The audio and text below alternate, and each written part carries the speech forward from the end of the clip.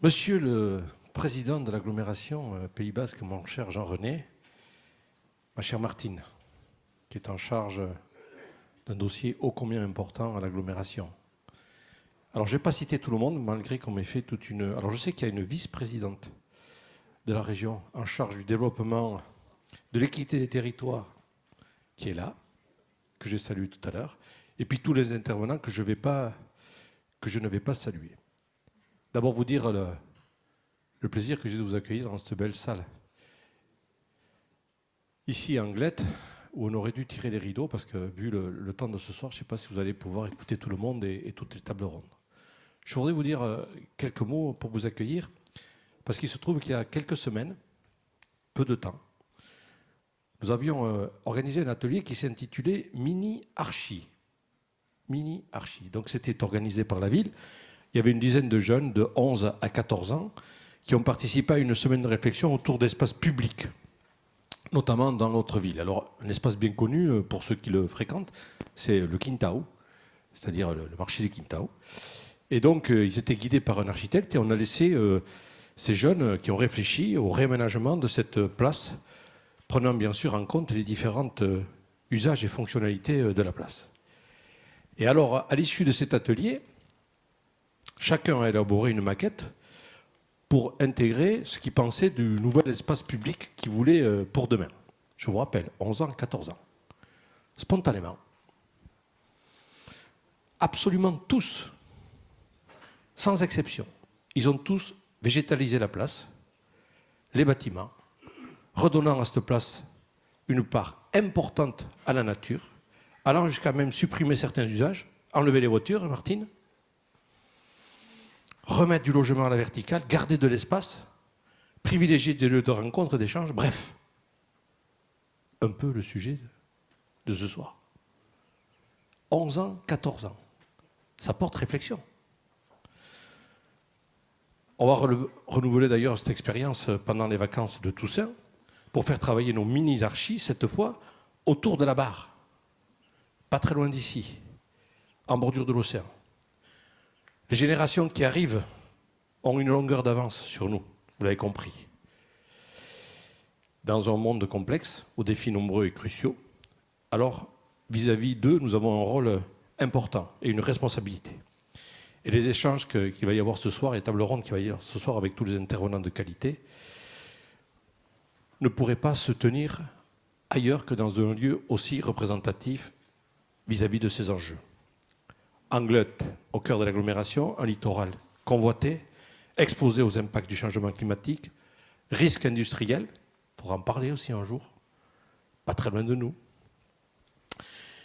Ça nous pousse à changer nos pratiques et à repenser la ville de demain.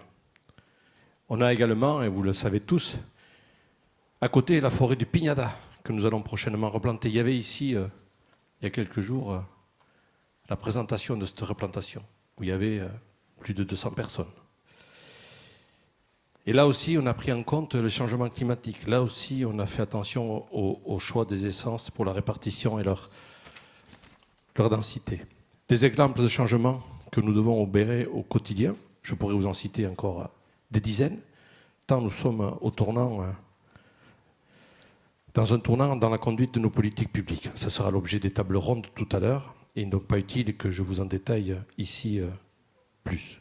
Dans tous ces changements, le partage de l'expérience sera précieux pour trouver des solutions adaptées à notre territoire et je suis donc heureux de pouvoir vous accueillir ici à Anglet. Je voudrais dire deux mots sur Martine plus particulièrement, qui est à la tâche à nos côtés et quelque part qui est un peu la personne qui revient chaque fois à remettre le métier et qui chaque fois vient nous dire attention sur toutes les politiques publiques. Elle a quelquefois le don d'agacer quelques collègues au conseil d'agglomération.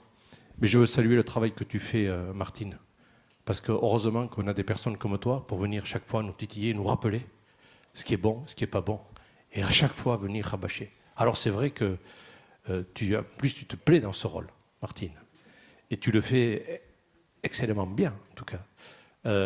Mais ô combien important est. Alors je ne voudrais pas te faire plaisir, mais finalement tu avais peut-être raison avant nous tous, et tu avais peut-être pris conscience avant nous tous qu'il fallait chaque fois parler de ce qui est en train de nous arriver. Alors aujourd'hui, on est tous pas au pied du mur, mais un peu le nez dans le mur. Et donc on est obligé de repenser, de penser à chaque fois. Et en tout cas, même si on aurait tendance à oublier de temps en temps, eh bien on sait que Martine, elle est là pour nous le rappeler. Passez une bonne soirée à tous.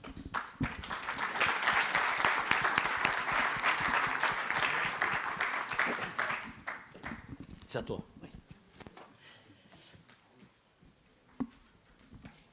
Bonsoir tout le monde. Arantxa León de Neri. Merci, monsieur le maire, pour cet accueil. Je vais essayer de pas trop rabâcher, là, parce qu'apparemment, c'est un exercice auquel je me livre assez facilement. Mais vous présenter un petit peu la soirée et vous dire pourquoi, en fait, on a voulu ce débat dans le cadre de la 2e édition du plan climat. Déjà pour rappeler que nous avons voté à la communauté d'agglomération un plan climat et la nécessité de faire partager au plus grand nombre, même si pendant son élaboration ont été associés les élus bien sûr, mais tous les acteurs du territoire, les citoyens. Il y a eu une très grande concertation, mais pour faire partager un petit peu encore la trajectoire à laquelle nous nous sommes engagés à l'horizon 2050 de réduction des gaz à effet de serre et d'un territoire à énergie positive à 100%. C'est bien, on l'a écrit, reste à le réaliser. Et nous ne le ferons pas tout seuls, nous les élus, ni les collectivités. Nous avons vraiment besoin d'une dynamique territoriale. Elle est déjà bien engagée avec des associations qui ont vraiment des innovations, un esprit créatif, une volonté d'arriver et qui nous convient pour nous surtout d'accompagner. Alors, nous sommes sur un territoire, je vais étonner personne, qui est victime de son attractivité. Peut-être qu'il y en a qui voudraient être un peu plus attractifs. Nous, il y a des moments où on se dit, on est peut-être un peu trop. Une nécessité de loger, les gens qui vivent et travaillent ici. On sait que jusqu'à quelques années, quand on n'écoutait pas ce que je disais, on a produit surtout du logement qui n'est pas accessible au plus grand nombre des populations de ce territoire. Il y a eu un fort mouvement ces derniers mois. Vous avez tous eu connaissance, une prise de conscience tout à fait nécessaire. Et donc, il faut construire, ou il faut rénover.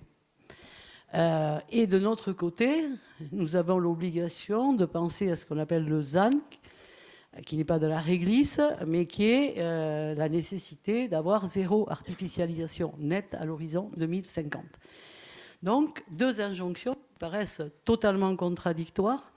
D'un côté, comment préserver notre ressource, faire un territoire résilient, et de notre côté, devoir quand même répondre à la demande en habitation en essayant de peu ou pas artificialiser.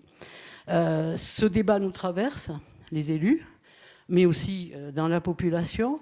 Et c'était tout l'enjeu et tout le débat de cette semaine climat qui a été très riche, puisque sur l'ensemble du territoire, un peu partout, de façon assez harmonieuse, il y a eu des initiatives dans tous les genres, de conférences, ateliers, visites, j'en passe, plus d'une 50aine, je crois.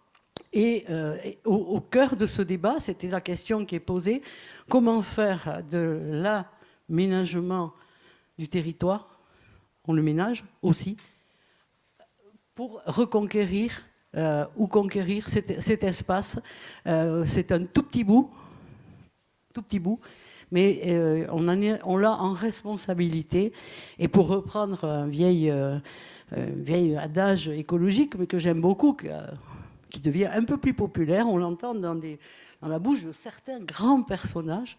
Maintenant, penser local et agir local. Penser global et agir local. Voilà, je vous souhaite une excellente soirée. Vous verrez que les intervenants sont très diversifiés.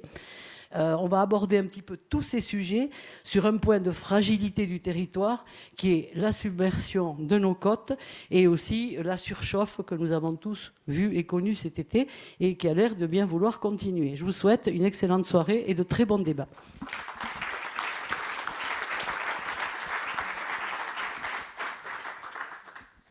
Bonsoir à toutes et à tous. Moi, je vais me présenter. Je m'appelle Emmanuelle Lapeyre, je suis journaliste et donc c'est moi qui ai le plaisir d'animer cette table ronde ce soir, qui est donc consacrée dans le cadre de la Semaine du climat à une question aussi évidente que complexe. Entre surchauffe et érosion, comment adapter notre littoral ? Donc, cette table ronde va être organisée en 2 parties. La première pour interroger les stratégies d'adaptation et les leviers d'action en termes d'aménagement du territoire face à l'érosion du littoral. Et la seconde, donc, pour repenser la place de la nature en ville dans un contexte de changement climatique, avec des exemples notamment venus d'autres agglomérations. Et donc, parce que cette table ronde, c'est aussi un moment d'échange et de débat, on aura un temps à la fin de chaque partie pour prendre vos questions. Donc, n'hésitez pas à les garder en tête pour pouvoir les poser à nos intervenants. Donc, pour la première partie, je viens de le dire, on va parler de l'aménagement et de l'adaptation aux risques littoraux. C'est d'ailleurs l'une des conséquences les plus manifestes du changement climatique sur notre territoire, sur les 35 km de côte qui longent le Pays basque. Et c'est un phénomène que l'on constate malheureusement presque chaque jour. Il y a 15 jours encore, une partie de la falaise s'est écroulée à Bidart. Et je pourrais encore citer d'autres exemples assez récents. Donc, comment évaluer et anticiper ces risques? Quels effets ont-ils dans la stratégie du territoire et dans la façon dont les élus viennent penser le moyen terme et le long terme en termes d'aménagement?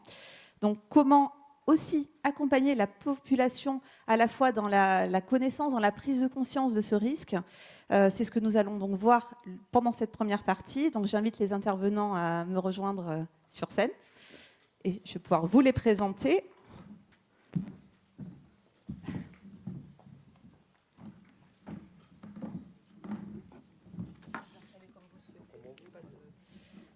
On va passer.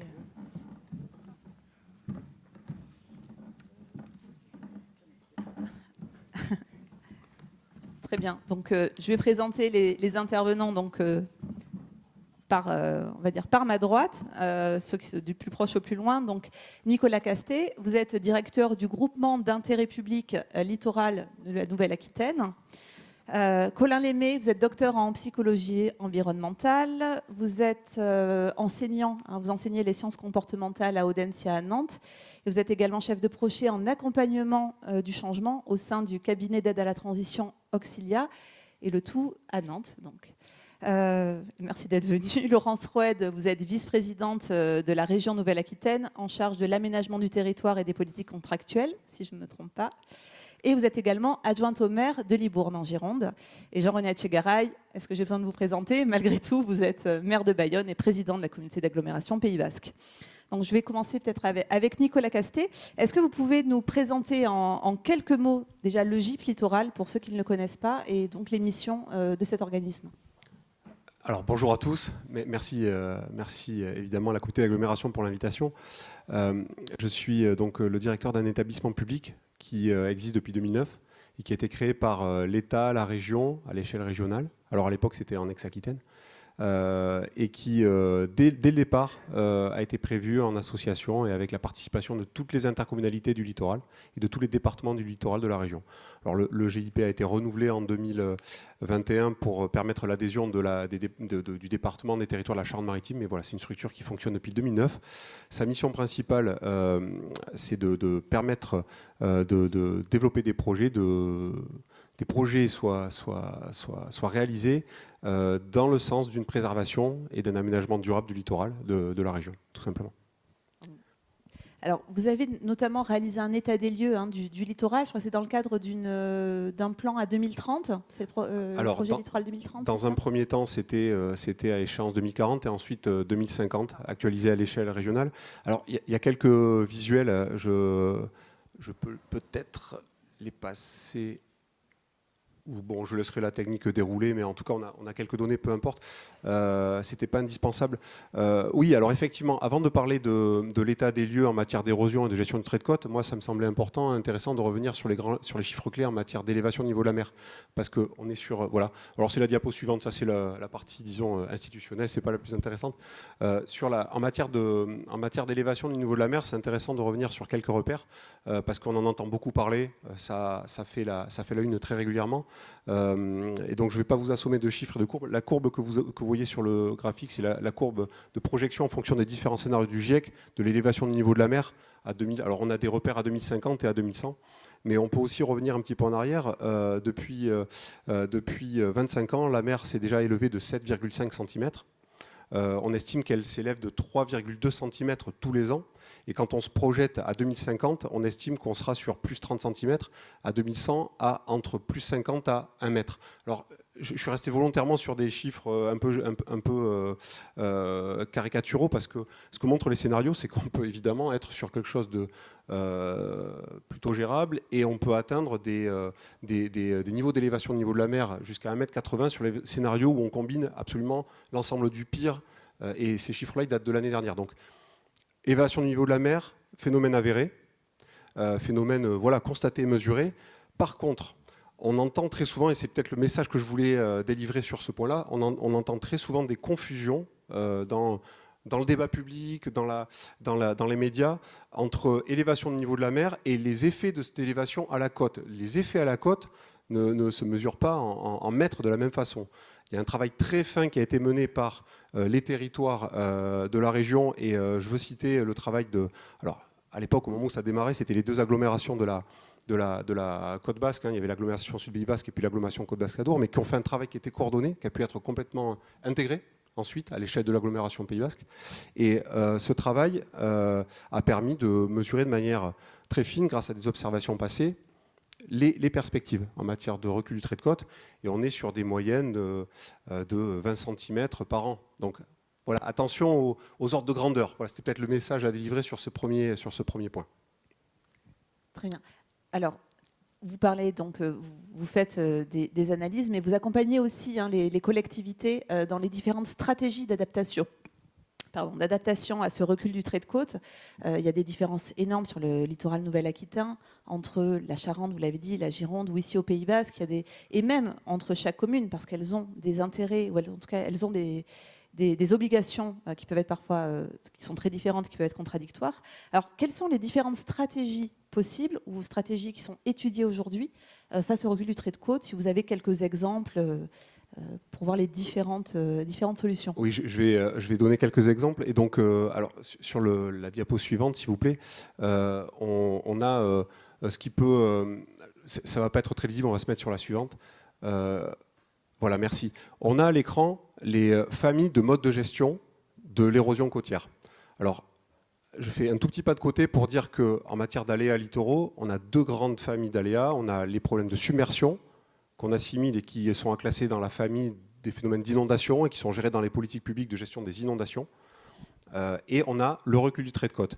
Au Pays Basque, ça se caractérise par, sur les plages, possiblement une baisse du niveau de la plage, parfois recul des dunes, quand les phénomènes de tempête hivernaux viennent impacter les dunes. Et puis sur la côte rocheuse, ça peut se traduire par des mouvements de terrain, ça a été dit. Sur la diapositive à l'écran, vous voyez les grandes familles de modes de gestion, voilà, qui ont été listés et qui sont les modes de gestion qui sont utilisés pour définir les stratégies de gestion de l'érosion dans les territoires. On a en fait, ce qu'on peut dire, je ne vais pas les commenter tous, hein, mais ça va de l'évolution naturelle surveillée au repli stratégique en passant par la lutte active. Mais ce qui est important de dire, c'est qu'elles sont toutes réalisables. En fait, tout relève d'un choix politique, par contre, parce qu'elles présentent toutes de désavantages et des inconvénients. Et ce que font les collectivités comme la communauté d'agglomération Pays Basque, c'est un travail qui a été fait il y a quelques années maintenant, et donc tout est tout à fait clarifié sur le papier. On compare les différents modes de gestion en fonction des différents secteurs, et la collectivité prévoit d'intervenir là où il y a intérêt à agir, intérêt général à agir, sur des secteurs par exemple qui sont des secteurs où il y a un intérêt économique particulier, où il y a des zones d'habitat très denses, où se posent des questions de sécurité pour la population. Et à l'inverse, quand on est sur des secteurs d'habitat isolé ou des secteurs où il n'y a pas d'enjeu qui représentent un intérêt général, là on renonce à agir et ça ne relève pas de l'action publique. Et donc à côté de ça, il y a tout un travail de suivi, de connaissance, d'échange, de participation des informations avec le public, et c'est un travail qui est en cours et qui se fait dans tous les territoires sensibles de la région, accompagné en particulier par des financements de la région en Nouvelle-Aquitaine et les financements européens. Voilà. Donc on a des collectivités qui sont engagées, qui font le job dans la région. C'était la question que je voulais justement vous poser. Est-ce que l'érosion du trait de côte et ses effets sont aujourd'hui suffisamment intégrés dans les stratégies d'aménagement du territoire? On y reviendra ensuite avec Laurence Fred et Jean-René Tchegaray, mais selon vous, qui avez une vision un peu transversale, oui, alors, on va dire. moi, c'était un point que je voulais souligner. Moi, je suis absolument ravi d'être parmi vous pour parler érosion du trait de côte, mais dans un cadre de travail sur l'aménagement. sur l'aménagement du territoire et sur le... Alors j'ai vu le titre, Ménager le territoire. Ce jeu de mots, on le fait souvent entre aménager et ménager le territoire. Ce qu'on a tendance à dire depuis qu'on commence à travailler sur ces sujets-là au GIP littoral, c'est qu'on ne peut pas réaliser un projet d'aménagement dans un territoire littoral si on n'a pas la vision d'ensemble de la collectivité sur la gestion du trait de côte. Et donc la vision sur la gestion du trait de côte, elle existe. C'est la stratégie de gestion du trait de côte qu'a mis en place l'agglomération et que déclinent les villes du littoral. Et donc le projet d'aménagement, il ne peut pas se construire sans cette vision, sans cette stratégie de gestion. Et réciproquement, en fait, on ne peut pas faire de planification sans une bonne connaissance des projets d'aménagement et ces stratégies de gestion. Donc finalement, il faut combiner les actions dans ces trois domaines. Mais pourquoi ? Tout simplement parce qu'un secteur sur lequel on sait que ça va reculer et qu'il n'y a pas moyen d'agir, il faut éviter d'y réimplanter, de développer des enjeux sur ces secteurs-là. Et donc, voilà, la planification se combine avec l'aménagement et la gestion du trait de côte. Voilà, c'était un message quand même important parce que dans nos littoraux qui sont fortement attractifs, le sujet numéro 1, finalement, à partir du moment où on sait que ces actions-là, elles sont en place, bon, c'est ce qui a été dit en introduction, hein, c'est l'accueil, la gestion de l'attractivité. Le sujet numéro 1, en termes de proportion, le nombre de logements menacés à considérer qu'on gère le phénomène, c'est epsilon par rapport au volume de logements et par rapport à la question globale de l'accueil à l'échelle du territoire. Alors, au niveau national, il y a eu un changement réglementaire, la loi climat et résilience, qui a un volet sur la gestion du risque littoral. Est-ce que vous pouvez nous en dire un peu plus ? Oui, alors effectivement, dans la loi climat et résilience qui a été votée en août dernier, août 2021, alors il y a une diapositive. Là, je pouvais pas faire mieux que ce que j'ai mis à l'écran. Ça va être du texte et on parle de droit, hein, donc c'est pas moi le mieux placé autour de la table sur ce sujet-là. Effectivement, la loi climat et résilience amène un certain nombre de dispositions complémentaires qui n'existaient pas. Alors, un point, moi, qui me semble très positif, c'est que ces fameuses stratégies de gestion dont je vous parle depuis tout à l'heure, en essayant de ne pas être trop technique, elles sont confortées, elles sont créées dans le droit, dans le Code de l'environnement, elles ont été alors je vais essayer de la mettre à l'écran, c'est la diapositive suivante. Cela encore après. Voilà. Donc les stratégies de gestion ont été intégrées dans le droit. Donc elles ont une portée juridique désormais. Et le deuxième point, c'est le fait que dans les zones à risque, les acquéreurs et les locataires vont être informés des phénomènes. C'est une obligation légale désormais. Et le décret sur ce sujet-là a été publié il y a très très peu de temps, la semaine dernière ou il y a 15 jours. On a un troisième aspect qui vient vraiment impacter l'action des collectivités. C'est l'obligation pour un certain nombre de communes de planifier le recul du trait de côte. Donc dans les documents d'urbanisme, il va falloir faire figurer la zone impactée par le recul du trait de côte à 30 ans et à 100 ans. Alors avec des vraies subtilités, mais qui sont importantes. Est-ce qu'on prend en compte les ouvrages ? Est-ce qu'on prend en compte les actions de gestion pour définir ces zones ? C'est ce qu'on plaide. Hein. On plaide pour que justement, puisqu'on officialise les stratégies, qu'elles soient bien prises en compte dans les documents de planification. Parce que les logements qui seront dans ces zones seront vraiment impactés par de nouvelles obligations. Il n'y aura plus de possibilité du tout de bâtir dans ces zones-là. Il n'y aura plus du tout possibilité d'étendre les logements. Et donc, il y aura une obligation à terme de démolition des biens. Donc, c'est quand même assez à surveiller de près. Donc, ça fait l'objet d'un travail extrêmement fin avec les services de l'agglomération, mais à l'échelle de l'ensemble de la région pour mesurer ce qui va réellement se faire.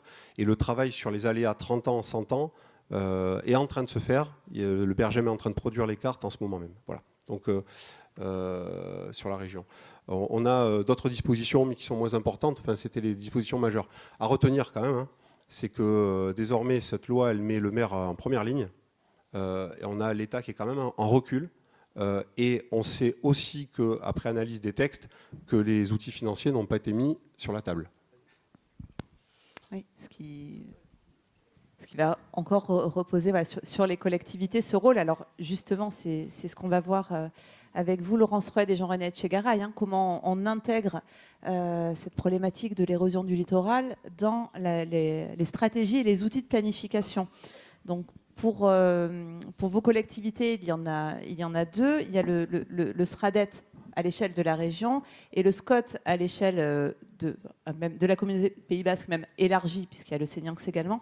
Alors, moi qui suis une profane en termes d'échelle administrative et surtout de rôle de ces outils, est-ce que vous pouvez nous présenter donc, ce qu'est le SRADET et ce qu'est le SCOT? Qu'est-ce que ça représente?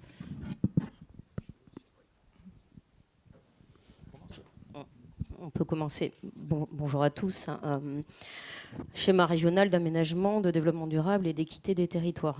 Le fameux SRADET, ce qui est jamais, on parlait simplement. En fait, c'est un document de planification stratégique qui n'est pas un document d'urbanisme, alors que les PLUI, les PLU, les cartes communales, tout ça, ce sont des documents d'urbanisme. Les SRADET sont des schémas qui sont portés par les régions. C'est la loi NOTRe qui a demandé aux régions de prendre cette compétence-là en matière d'aménagement du territoire. Et donc, ce sont des schémas qui visent à embarquer l'ensemble des documents de planification opérationnelle à l'échelle du territoire régional dans les sujets de transition environnementale, transition énergétique, transition écologique.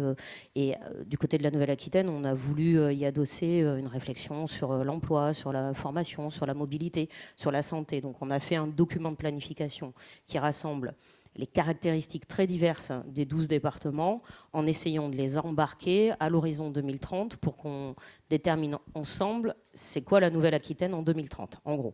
Et d'essayer ensuite, comme c'est un document qui n'est pas un document de planification opérationnelle, mais qui est prescriptif, c'est-à-dire qu'il s'impose d'une certaine façon au SCOT, aux plans locaux d'urbanisme intercommunaux, au PLU et tout ça, donc aux parcs naturels régionaux et un certain nombre de documents. On a quand même la responsabilité d'avoir de concerter beaucoup sur ces schémas d'aménagement parce qu'ils doivent être compris par tout le monde et partagés par tout le monde pour réussir les ambitions communes. Voilà. Avant de passer sur le SCOT, peut-être juste une précision, une question que je me posais. La région Nouvelle-Aquitaine a aussi été dans une démarche avec Acclimatera assez forte d'anticipation et de prise en compte du changement climatique. Est-ce qu'il y a un lien entre les travaux des scientifiques d'Acclimatera et l'élaboration du SRADET? Est-ce que ça s'est venu nourrir finalement Oui, bien sûr. Parce que le premier sujet d'un SRADET, c'est de faire un diagnostic. Et ce diagnostic, il a été porté par tous les travaux qu'on a fait en premier. Mais avant de faire partager un schéma d'aménagement, il faut, on va dire, partager la prise de conscience. Et Acclimatera, comme les travaux du GIEC, dont on s'est inspiré aussi, comme Ecobiose, qui est aussi un grand document et un grand travail de recherche rassemblant des chercheurs. Entre Ecobiose et Acclimatera, on a rassemblé plus de 400 chercheurs en Nouvelle-Aquitaine pour justement nous aider à d'abord prendre conscience de ce que Nicolas vient d'expliquer notamment, mais ça sur la biodiversité, sur tous les sujets environnementaux en fait. Et évidemment de s'en servir après pour nos diagnostics et de s'en servir pour les objectifs que l'on a écrits concrètement. Voilà, on ne veut pas être hors sol, mais ça part d'une prise de conscience. Donc oui, Acclimatera, Ecobiose, le GIEC et tous les travaux de tous les partenaires, dont le GIP, qu'on a évidemment beaucoup concerté avant d'écrire le SRADET. Et donc Jean-René Tchegaray au niveau de l'AGLO, donc du SCOT. Oui, alors de la même manière que le SRADET est obligé de se nourrir des données scientifiques, nous-mêmes, avant même qu'on crée la communauté d'agglomération Pays Basque, c'est arrivé qu'en 2017, on avait déjà, en collaboration avec le Sud Pays Basque, vous l'avez dit, confié donc la communauté d'agglomération Côte Basque Adour et la communauté Sud Pays Basque, on avait confié au Bergem le soin de travailler sur ce qu'aujourd'hui on appellerait le trait de côte. C'est bien sûr au vu des conclusions alarmistes de ce rapport que nous sommes intervenus avant même que la loi ne vienne déporter sur les communes la responsabilité de l'érosion. Car sans arrêt, c'est sur les communes que repose la responsabilité de toutes les politiques publiques aujourd'hui. Certes, un principe juridique veut qu'il y a quelque chose d'irrémédiable dans l'avancée de l'océan et de la mer. Et ce côté irrémédiable pose toute une série de questions de nature juridique, de nature démographique, de nature politique, économique, touristique. Et devant ce constat que le BRGM a posé à un moment donné devant les élus que nous étions dans les années 2010, donc il y a plus de 11 ans, eh bien, nous savions déjà qu'il fallait qu'on intervienne. La règle du jeu n'était pas encore très claire. La loi climat-résilience est bien sûr plus récente.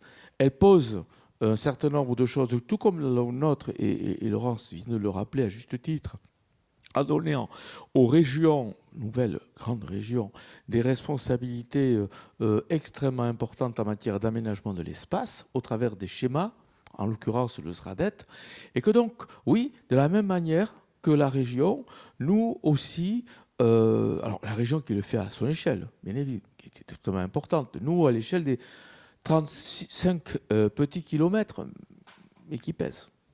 35 kilomètres où on doit effectivement avoir une réflexion aboutie sur les conséquences de ces données.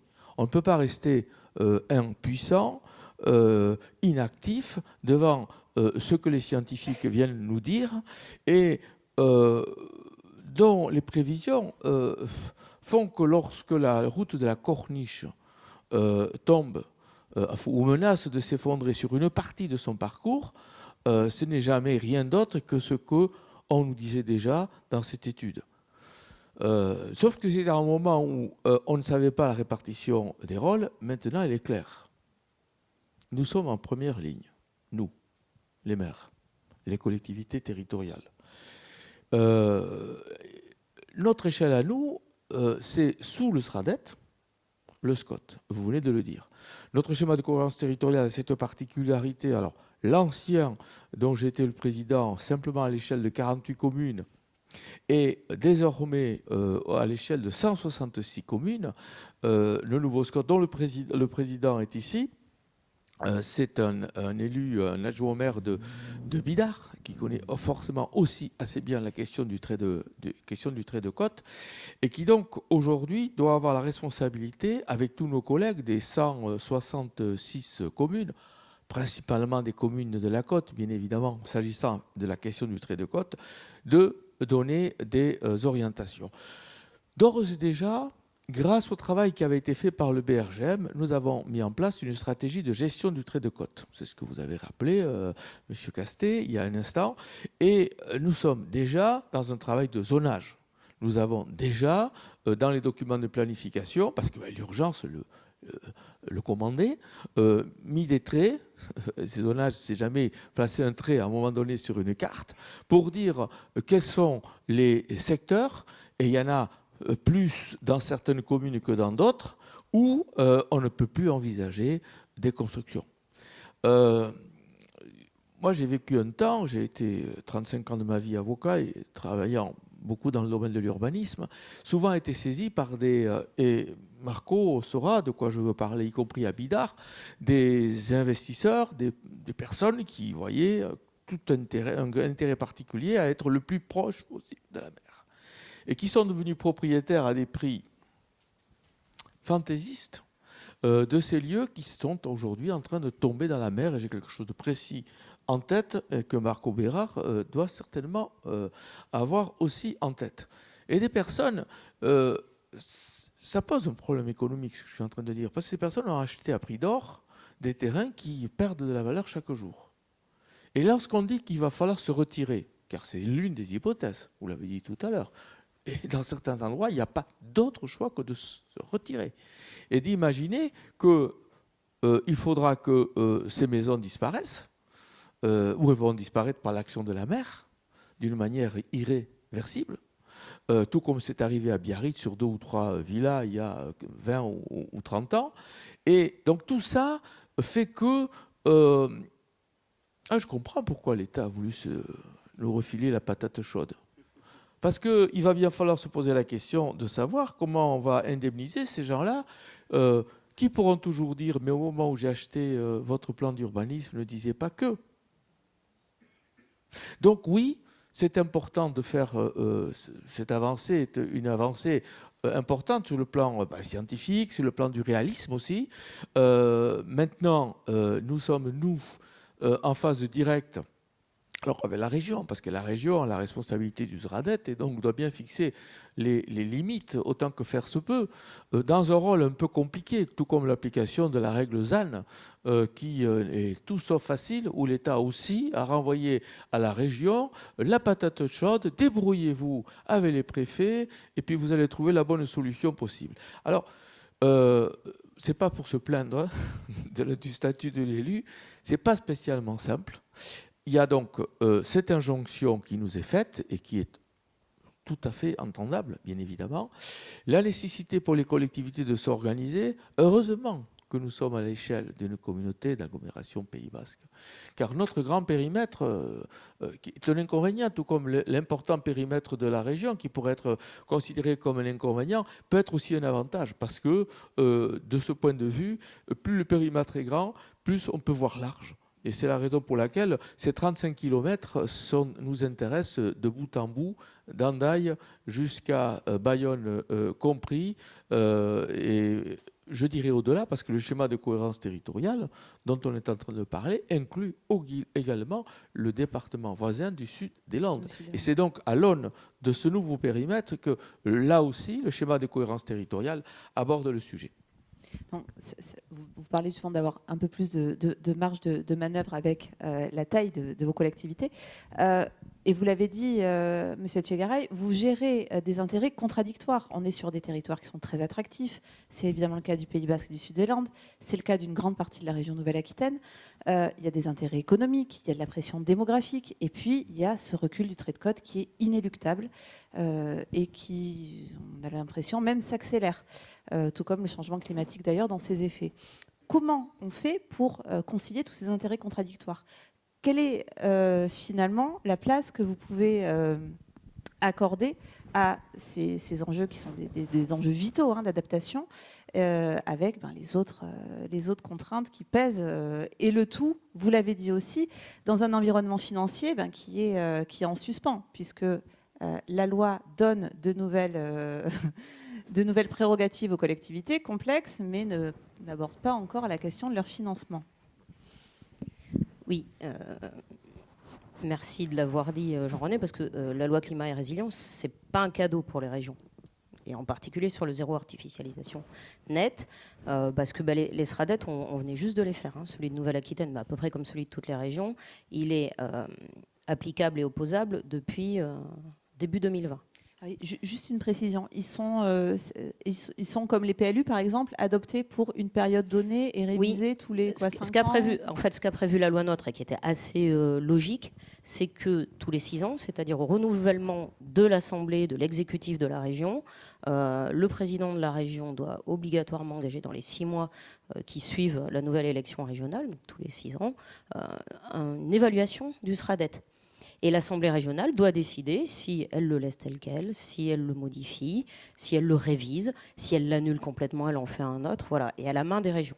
Bon, ce qui est compliqué pour nous depuis, c'est qu'entre la loi climat et résilience, la loi AGEC sur les déchets, la loi 3DS, qui est venue aussi plus récemment encore nous imposer un certain nombre de sujets, en fait, on se retrouve en instabilité législative et juridique permanente, parce qu'il y a quelque chose de certain, c'est que les SRADET, on doit obéir à la loi.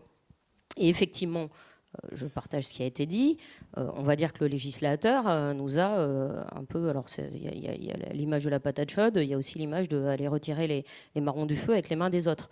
Moi, c'est plutôt ça que j'ai l'impression de vivre en ce moment, c'est-à-dire d'aller retirer les marrons du zéro artificialisation nette qui peut avoir des vertus, une certaine échéance 2050, c'est quand même loin, c'est difficile de faire partager un objectif qui concrètement va se retrouver dans des documents de planification, donc concrètement dans la vie des élus, mais dans la vie des gens, à un horizon 2050.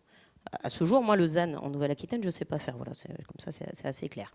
Ce qu'on doit faire en première étape, c'est d'ici 2030, c'est territorialiser la sobriété foncière et les 50%. Mais même ça, c'est extrêmement compliqué. Donc, pour répondre à votre question, nous, on était partis sur un schéma qu'on est obligé de modifier alors qu'il n'a que 2 ans d'existence. Donc, c'est une instabilité permanente. ça a un coût. Et puis surtout, c'est difficile de réexpliquer, alors qu'on est censé penser 2030, 2040, 2050, que là, en fait, 2 ans après, on recommence tout le travail. Mais enfin, on essaie de s'y coller, on fait de la concertation. Voilà. La réalité, c'est que on a voulu en Nouvelle-Aquitaine faire un SRADET 2030 pour que justement ça soit pragmatique, que les gens, et les élus et les habitants puissent quand même se représenter ce que peut être la Nouvelle-Aquitaine en 2030 en matière de sobriété foncière et d'un certain nombre de sujets. Mais ensuite, on laisse la liberté, et le plus de liberté possible, aux stratégies locales. Et Nicolas Castel a dit, il doit y avoir des stratégies locales. Donc, dans le SRADET, sur le risque érosion, sur le risque littoral, l'évolution du trait de côte ou le risque submersion, parce qu'entre la Charente-Maritime et le Pays Basque, on n'a pas les mêmes sujets, et le bassin d'Arcachon, c'est pas les mêmes sujets. C'est ensuite demander, quoi qu'il arrive, si jamais ils n'avaient pas forcément pensé le faire, enfin les élus, ils ont quand même bien constaté ces derniers temps qu'il y avait des sujets, c'est de leur demander d'établir des stratégies locales de réflexion sur la recomposition spatiale. Voilà, on ne parle pas forcément de relocalisation ou quoi, on parle de recomposition spatiale, c'est-à-dire essayer de réfléchir comment on peut penser les nouvelles formes urbaines, l'habitat de demain, le développement économique, l'aménagement d'un certain nombre de dispositifs. Et en Nouvelle-Aquitaine, on a un gros sujet tourisme. Je salue Sandrine Derville, ma collègue vice-présidente de la région, qui est en charge des finances du budget sur ce mandat, mais qui précédemment était VP de tourisme et qui a beaucoup travaillé sur le sujet du tourisme en Nouvelle-Aquitaine. Et je crois qu'on accueille plus de 10 millions de touristes chaque été en juillet-août sur les côtes de Nouvelle-Aquitaine. Donc c'est énorme. Donc comment on fait, comment on accompagne, comment on prévoit l'arrivée pendant 2 mois ou 2 mois et demi massive de ces touristes et comment on les place. Voilà. Donc en fait, l'idée, c'est de respecter les stratégies locales, parce que la Charente-Maritime, c'est pas le Pays Basque. Chacun ses sujets, chacun ses difficultés. On part pas des mêmes ambitions, des mêmes prérequis, du même coût du foncier, quoi qu'on dise. Ici, il y a un sujet prégnant. Donc voilà, c'est comment on articule les deux. Au niveau de la région, on donne une vision 2030, 2040, 2050, et on laisse les stratégies locales se déployer pour répondre à l'exercice avec le plus de concertation possible, évidemment, quoi. Et surtout, ce qui est important quand même, c'est que les schémas, c'est pas qu'à travers le SRADET qu'on pense l'accompagnement des collectivités. C'est-à-dire qu'on finance un certain nombre de dispositifs après, que ce soit des aides voilà, sur la prise de conscience, des expositions, des choses comme ça, ou des aides directement auprès des collectivités pour la restructuration, pour la réflexion sur il y a le plan plage, par exemple, qui a été porté. Enfin, il y a plein de sujets sur lesquels c'est certainement pas qu'à travers les documents de planification ou d'aménagement qu'on agit. Alors, juste au niveau du SCOT, c'est un travail qui ensuite est mené directement avec chaque commune, puisque de la même manière, les communes ont toutes des problématiques les communes côtières ont toutes des problématiques assez différentes. Oui, alors on est obligé, nous, d'avancer avant même que le SCOT soit approuvé, parce qu'un SCOT à l'échelle de 166 communes, je peux vous dire que c'est pas un long fleuve tranquille. 48 j'ai connu, c'était compliqué. 166, c'est forcément plus compliqué. Et donc, ce sujet sera abordé dans le cadre de SCOT, mais déjà, on travaille. D'ailleurs, la preuve, c'est qu'on avait fait les études dont on parlait tout à l'heure. Elles nous disent déjà beaucoup de choses, qui nous renseignent et qui nous permettent déjà de prendre des dispositions réglementaires qu'on a prises. Parce qu'aujourd'hui, on a décliné la stratégie de gestion du trait de côte dans nos documents d'urbanisme, en tout cas pour les villes côtières. Donc ce travail a déjà été fait. Bon, notre gros souci, mais ça a été dit par Laurence, c'est qu'on va pas pouvoir financer tout ça. Mais c'est impossible. C'est impossible. Les collectivités, alors nous on a une échelle qui peut-être peut être considérée comme plus pertinente, mais n'importe comment. Nous ne pourrons pas seuls pouvoir régler la question, en particulier du retrait. Dans certaines communes, imaginez qu'on va demander à la commune de Bidart, par exemple, ou à telle autre commune, Biarritz, par exemple, de gérer toute seule cette question-là. Je vous rappelle qu'à Biarritz, à un temps où on pensait qu'il suffisait de bétonner, Martine aime bien donner cet exemple, la côte pour pouvoir régler définitivement les questions d'érosion. Ce sont des travaux, gigantesques. On en a l'exemple là avec le débat sur les 17 millions nécessaires pour conforter du côté de Marbella. Voilà, mais écoutez, c'est la même chose. Est-ce que c'est la direction qu'il faut prendre aujourd'hui? Je crus comprendre que les techniciens ont une vision un petit peu différente là-dessus.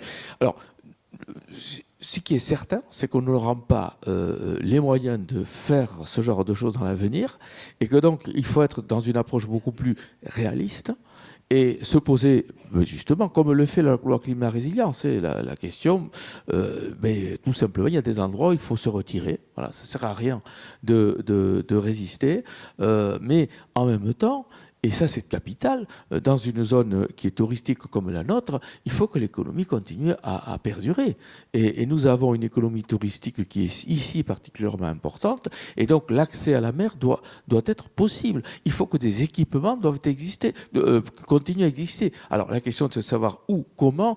On est obligé de mettre complètement à plat les modes de réflexion là-dessus. Parce que l'avenir ne sera pas comme le passé. On a fait dans le passé, parce qu'on n'avait pas la prégnance de ce sujet, quelquefois du coup par coup. Vous avez beaucoup de maires qui ont délivré des permis de construire sur des terrains qui sont proches de la mer, évidemment, parce que la connaissance scientifique n'était pas arrivée jusqu'à nous. Mais aujourd'hui, on ne peut plus raisonner de cette manière. Alors, justement, l'activité touristique est un fait saillant, mais il y en a d'autres. Il y a des problématiques, on va dire, urgentes. Il y a des besoins maintenant. Et puis, il y a le temps long. Il y a le temps des prévisions de ce qui va arriver dans les prochaines décennies. Alors, la question, elle se pose pour l'érosion du littoral, mais elle est même plus globale par rapport au changement climatique et à ses effets. Et je vous la pose à vous, élus, qui êtes sur la temporalité de mandat, donc une temporalité qui est courte aussi, avec donc ces échelles de temps du changement climatique qui sont longues et d'effets des décisions qui sont prises qui mettent 30 ans, 50 ans. Je pense notamment pour l'atténuation. Comment on articule ces deux échelles dans l'action politique aujourd'hui ? Le temps, c'est parce qu'on est élu pour 6 ans. Les Espagnols sont élus pour 4 ans. Les jeunes qui nous rejoignent dans le conseil municipal, on leur dit mais 6 ans c'est très court. Très très court. Et c'est le temps aussi d'autres mandats territoriaux. On n'est pas à l'échelle de temps. Et c'est un exercice intellectuellement, mentalement extrêmement compliqué pour les élus. Je vous assure qu'on a de plein fouet, alors bon, Martine Bizotta, Claude Olive, le maire de cette commune, nous l'a rappelé tout à l'heure, qui nous a beaucoup titillé. Quand il est titillé, c'est un mot gentil, parce que... mais bon, personne ne l'arrêtait lorsque elle tenait les discours il y a déjà quelques années. Je veux parler de 10 ans, voire même 12 ans. Où ce discours était déjà porté, sans évidemment des signes aussi tangibles que ce qui s'est passé cet été. Voilà. Et qu'il y a beaucoup de personnes qui sont rentrées dans le cercle finalement des croyants, si j'ose dire, en tout cas des moins incrédules, ça va plaire davantage à Martine Bizotta, et qui vont considérer que ce n'était pas que les oiseaux de mauvais augure qui nous racontaient cette affaire-là. Et tout ça, même dans la conscience citoyenne, a fait un pas considérable. Alors, on est dans un temps long et dans un temps court. Parce que 2040 ou 2043, 2100, et nous, on regarde les choses, et notre mandat, on aura fini, en tout cas pour ce qui me concerne, d'être dans l'action publique. Et pourtant, il faut s'y inscrire. Il faut s'y inscrire, c'est absolument indispensable. Et ces documents de planification dont on parle, c'est l'intérêt du SRADET. Alors, Laurence vient de nous dire, mais il faut constamment remettre le métier à l'ouvrage. Et elle a complètement raison. 2000, et puis on leur dit aujourd'hui, mais écoutez, il faut revoir votre truc parce que la loi climat résilience, vous n'avez pas tenu compte. Évidemment, par définition, on n'a pas tenu compte. Bon, et on a une véritable énergie législative qui n'est pas très réaliste dans ce pays. Qui n'est pas très réaliste. Parce que nous sommes au bout du maintenant que les parlementaires ne sont pas des maires, on se retrouve avec des parlementaires qui ont des lois fort intéressantes, sans doute, mais pas forcément très réalistes par rapport aux moyens d'action. Parce que ce temps long que nous fixent les lois républicaines modernes, eh bien, elles oublient ce temps court qui est celui des maires, que pourtant ces parlementaires ont été. Au-delà des parlementaires, en tout cas sur le SRADET et sur ce que je viserais plutôt les cabinets ministériels, moi. Madame la sénatrice, bonjour. Non, parce que la loi climat résilience, sur la question de la sobriété foncière, elle a été renforcée, durcie et complexifiée par les décrets d'application de la loi. Et là, c'est pas le législateur. D'ailleurs, je crois avoir compris, et Frédéric, il faudrait s'en faire l'écho, que tant du côté de l'Assemblée que du Sénat, il y a une envie de revenir un peu sur la façon dont ces décrets d'application ont été conçus sur ce sujet. Pas parce qu'on ne veut pas avancer, mais parce qu'il faut être réaliste et que quand on ne sait pas faire, on ne sait pas faire. Donc il faut le dire. Et au contraire, il ne faut pas hésiter à retravailler un petit peu différemment. Parce que partager l'ambition du fait que, par exemple, il faut travailler mieux la sobriété foncière, c'est important. C'est pour ça que pour répondre à votre question, il faut à la fois du temps long et de la capacité de projection un peu sur le temps long. Je l'ai dit, Nouvelle-Aquitaine, à la Rousset, a vraiment voulu qu'on pense en 2030 pour que ça ne soit pas trop long, pour ne pas paraître un document qui allait servir à caler les meubles parce que personne n'allait s'y projeter. Donc on a choisi 2030, mais sur le sujet de l'érosion, la loi nous demande quand même de réfléchir 2050, 2100 et voire même 2122, je crois, puisque c'est 100 ans qu'il faut penser. Donc, mais c'est bien d'essayer de réfléchir comme ça, même si, à mon avis, les aléas divers et variés font que d'ici là, des stratégies qu'on élaborerait maintenant en pensant 2122, il peut y avoir un petit écart, évidemment. Mais enfin, ce qu'on en aperçoit pour le moment, c'est plutôt l'accélération. Donc, a priori, une orientation qu'on donnerait maintenant sur la lutte contre l'érosion et la submersion, peut-être qu'elle pourrait ne pas aller assez vite, plutôt que l'inverse de ce qu'on semble observer pour le moment. Ça, c'est la première chose. Mais après, à l'échelle d'un mandat, d'abord, on peut faire plein de choses.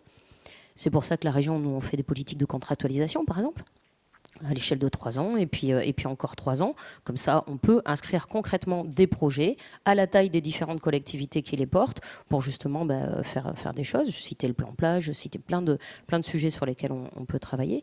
Et puis j'ai aussi remarqué que dans un certain nombre de communes, maintenant, y compris de taille modeste, les élus osent, et les citoyens finalement le comprennent, osent se projeter au-delà du mandat municipal et du temps électoral. Par exemple, je suis première adjointe à Libourne, je disais, en 2016, on a écrit Libourne 2025. Là, on écrit Libourne 2030. Alors que le mandat il se finira en 2026. Et finalement, c'est bien compris et ça permet aussi de se projeter sur un temps et de prévoir des choses. Et puis, ce qui est important aussi, c'est, et pour en finir sur les financements, c'est avoir une vision un peu pluriannuelle. Et c'est là où l'État, parfois, n'est pas tout à fait au rendez-vous de la pluriannualité, puisque quand on fonctionne qu'avec appel à la manifestation d'intérêt, appel à projet, et des dotations qui sont des dotations annuelles qui ne donnent pas forcément la visibilité sur les années à venir, c'est vrai que c'est compliqué pour les collectivités de savoir comment elles vont pouvoir s'engager dans des plans d'investissement qui sont extrêmement coûteux et qui sont complexes et qui sont risqués, s'il n'y a pas de garantie derrière d'avoir cette vision pluriannuelle des financements. Donc ça, je pense que ça doit faire partie aussi d'une évolution des mentalités de ce point de vue-là. Une évolution des mentalités au niveau de l'État, on a bien compris. Alors justement, pour rebondir un peu sur ce que vous avez dit, sur la difficulté que ça a pu représenter pour les élus de penser ces deux échelles de temps, d'une manière générale, il y a aussi la question de la perception des effets du changement climatique. plus particulièrement, puisque c'est le thème qui nous occupe ce soir, de l'érosion du littoral. Donc Olin Lémé, vous travaillez justement sur cette question des perceptions des populations, de l'aspect et des conséquences psychologiques du changement climatique. Donc sur le risque littoral, quoi qu'on peut extrapoler au changement climatique, quelles sont un petit peu les différentes attitudes qu'on peut constater ? Je pense que ce qui va être paradoxal quand on parle que ce soit du risque littoral ou du changement climatique, c'est le fait finalement qu'au quotidien, on va plutôt être dans des attitudes où on va essayer de relativiser ça. Pourquoi ? Parce que tout simplement, quand on imagine le repli, le repli par exemple des habitations, des communes, c'est des choses qui vont être douloureuses. C'est des choses où ça ne va pas être entendable. La plupart du temps, on va préférer se tourner vers d'autres stratégies. Et c'est ce qu'on entend quand on va au contact des populations qui n'ont pas vécu de risques, qui n'ont pas vécu, on va dire, d'épisodes très marquants. On se retrouve avec des populations qui préfèrent relativiser ça, qui préfèrent se dire qu'on a toujours vécu, par exemple, avec des tempêtes. On a toujours vécu avec du repli, on a toujours relativisé ça. Donc il y a cette attitude de relativisation, mais on voit quand même qu'il y a une prise de conscience qui émerge, et on le voit à travers les chiffres. Les grandes enquêtes aujourd'hui, elles nous montrent bien que cette prise de conscience, elle est présente. On voit dans les principales enquêtes, quand on demande aux gens quelles sont vos préoccupations aujourd'hui, la question environnementale, elle est sensible aujourd'hui. Tout simplement parce que ça vient toucher au territoire, et comme je le disais, l'idée de son territoire attaqué, que ce soit par le changement climatique ou le littoral, c'est des choses contre lesquelles on a du mal à imaginer qu'on puisse lutter efficacement, contre lesquelles on est dans une posture, on a parlé d'impuissance tout à l'heure, on a parlé de ce sentiment de ne rien pouvoir faire ou d'être en première ligne, d'être un peu, on va dire, en incapacité à lutter, à changer ce destin. Et ce qui se passe, c'est qu'on a aujourd'hui en fait une prise de conscience qui se fait dans la population de deux moyens. Par le discours scientifique qui progressivement infuse. Les premiers à avoir lancé les alertes sur le changement climatique, c'est les scientifiques qui avaient à la fois accès à ces données, qui comprenaient ce qu'étaient ces données et qui étaient en capacité d'imaginer les scénarios. Mais ça, c'est quelque chose qui s'acquiert sur le temps, cette compétence, cette capacité à se projeter. Au quotidien, ce qu'on voit également, c'est des expériences un peu traumatiques où, en tout cas, on se sent vulnérable. À un moment donné, on se sent attaqué. C'était le cas cet été. Très clairement, les chaleurs qu'on a connues, la sécheresse actuelle, c'est des choses qu'on n'a jamais rencontrées encore jusque-là. Surtout nous, en tant que population, qui jusque-là avions été épargnés, on va dire, par les principales manifestations du changement climatique. Et ça, c'est quelque chose qui vient un peu rabattre les cartes et qui fait qu'aujourd'hui, on a peut-être une prise de conscience un peu plus importante. Et je pense que c'est là-dessus peut-être qu'on continuera ensuite, mais cette prise de conscience, il faut bien l'entendre comme quelque chose de difficile, de douloureux, et surtout dans les actions à mettre en place, il n'est jamais évident pour des citoyens de s'y retrouver, que ce soit dans les données, dans les projections, ou même dans leur capacité à agir en fait, sur ce destin qui va être le nôtre bientôt. Oui, donc comment justement on apprend à vivre au quotidien avec la perception, enfin plus que la perception et puis la réalité de ce risque. Alors là encore, il y a quelque chose de paradoxal. On voit par exemple que le prix de l'immobilier sur les côtes, il n'a jamais été aussi élevé, et ça c'est vrai sur presque toutes les côtes françaises. Comment l'expliquer ? En fait, tout simplement parce que au quotidien, comme je le disais, on a tendance à envisager le littoral comme un lieu un peu, on va dire, privilégié. Et j'ai longtemps vécu sur le littoral, je vis à Nantes maintenant. Le littoral, ça reste un espace refuge, ça reste un espace sur lequel je me sens bien, qui est vraiment bénéfique, et je reste attaché à mon littoral, et entendre ces questions de submersion, ces questions d'érosion, c'est compliqué. Donc finalement, par rapport à ça, comment on vit avec ce risque au quotidien, on essaye de trouver des façons de faire à notre façon. Et je vois que, notamment sur certaines communes, on a des initiatives de citoyens qui se mettent en place. Les citoyens, ils ne sont pas passifs par rapport à cette situation-là. Il y a quand même une prise de conscience qui est assez importante aujourd'hui. Si je devais distinguer la submersion, c'est un peu moins vrai, parce que la submersion, c'est surtout la saison des tempêtes en hiver. Quand on est résident secondaire, quand on est touriste, on le voit un peu moins que l'érosion. L'érosion, c'est quand même assez impressionnant. Et puis ça se mesure d'année en année, c'est toujours visible. Ce n'est pas le temps d'une marée haute. Donc l'érosion, c'est vraiment quelque chose qui est un peu particulier et qui fait vraiment peur, et avec lequel ici on a on va dire un potentiel de prise de conscience et de passage de l'action qui est plus important. Mais ce passage à l'action, chez les citoyens, s'ils s'organisent sur certains territoires, il reste aussi, on va dire, à l'organiser. Les citoyens n'ont pas vocation à remplacer les politiques, ils n'ont pas vocation à remplacer, on va dire, les services de sécurité. Mais malgré tout, ils ont la volonté d'avoir une place, on va dire, dans cette gestion, dans la projection aussi de leur territoire. Et ça, c'est quelque chose qui est de plus en plus fort et qui traduit aussi justement ce sentiment de crainte. Il faut transformer cette crainte en quelque chose. Et c'est pour cela que, notamment, je pense aux territoires qui ont été le plus touchés, on va dire, par Xynthia. On a vraiment des collectifs citoyens ici qui se mettent en place, qui se mobilisent. Forcément, parfois, ça va être contre des ouvrages de protection qui menacent leur mode de vie. Mais ça peut aussi être pour imaginer des manières, eux, de repenser leur mode de vie, justement, de s'adapter au risque littoral et de transformer cette expérience qui est négative. C'est un deuil à faire véritablement de son territoire, de transformer ce deuil en quelque chose d'autre, de positif. Mais alors là, les citoyens, bon, ils ne sont pas experts. Les experts eux-mêmes ne comprennent pas forcément tout au risque littoral. Et alors, quand on parle du changement climatique, voilà, il n'y a pas un expert qui va maîtriser tout ça parce qu'on est dans des systèmes qui sont vraiment très complexes. On est sur du systémique. Donc, les citoyens, ils sont dans cette position ils s'organisent comme ils le peuvent et sans doute avec ici un besoin d'être plus encadrés, plus guidés. En tout cas, qu'on leur montre une porte de sortie et un autre avenir qui est sans doute plus désirable que ce que laissent entendre jusque-là les scénarios, notamment scientifiques. Alors justement, est-ce que les acteurs publics peuvent accompagner ces mouvements ou essayer de guider ou d'aider ces actions citoyennes qui sont quelque part aussi une réappropriation du risque et de l'action pour y faire face?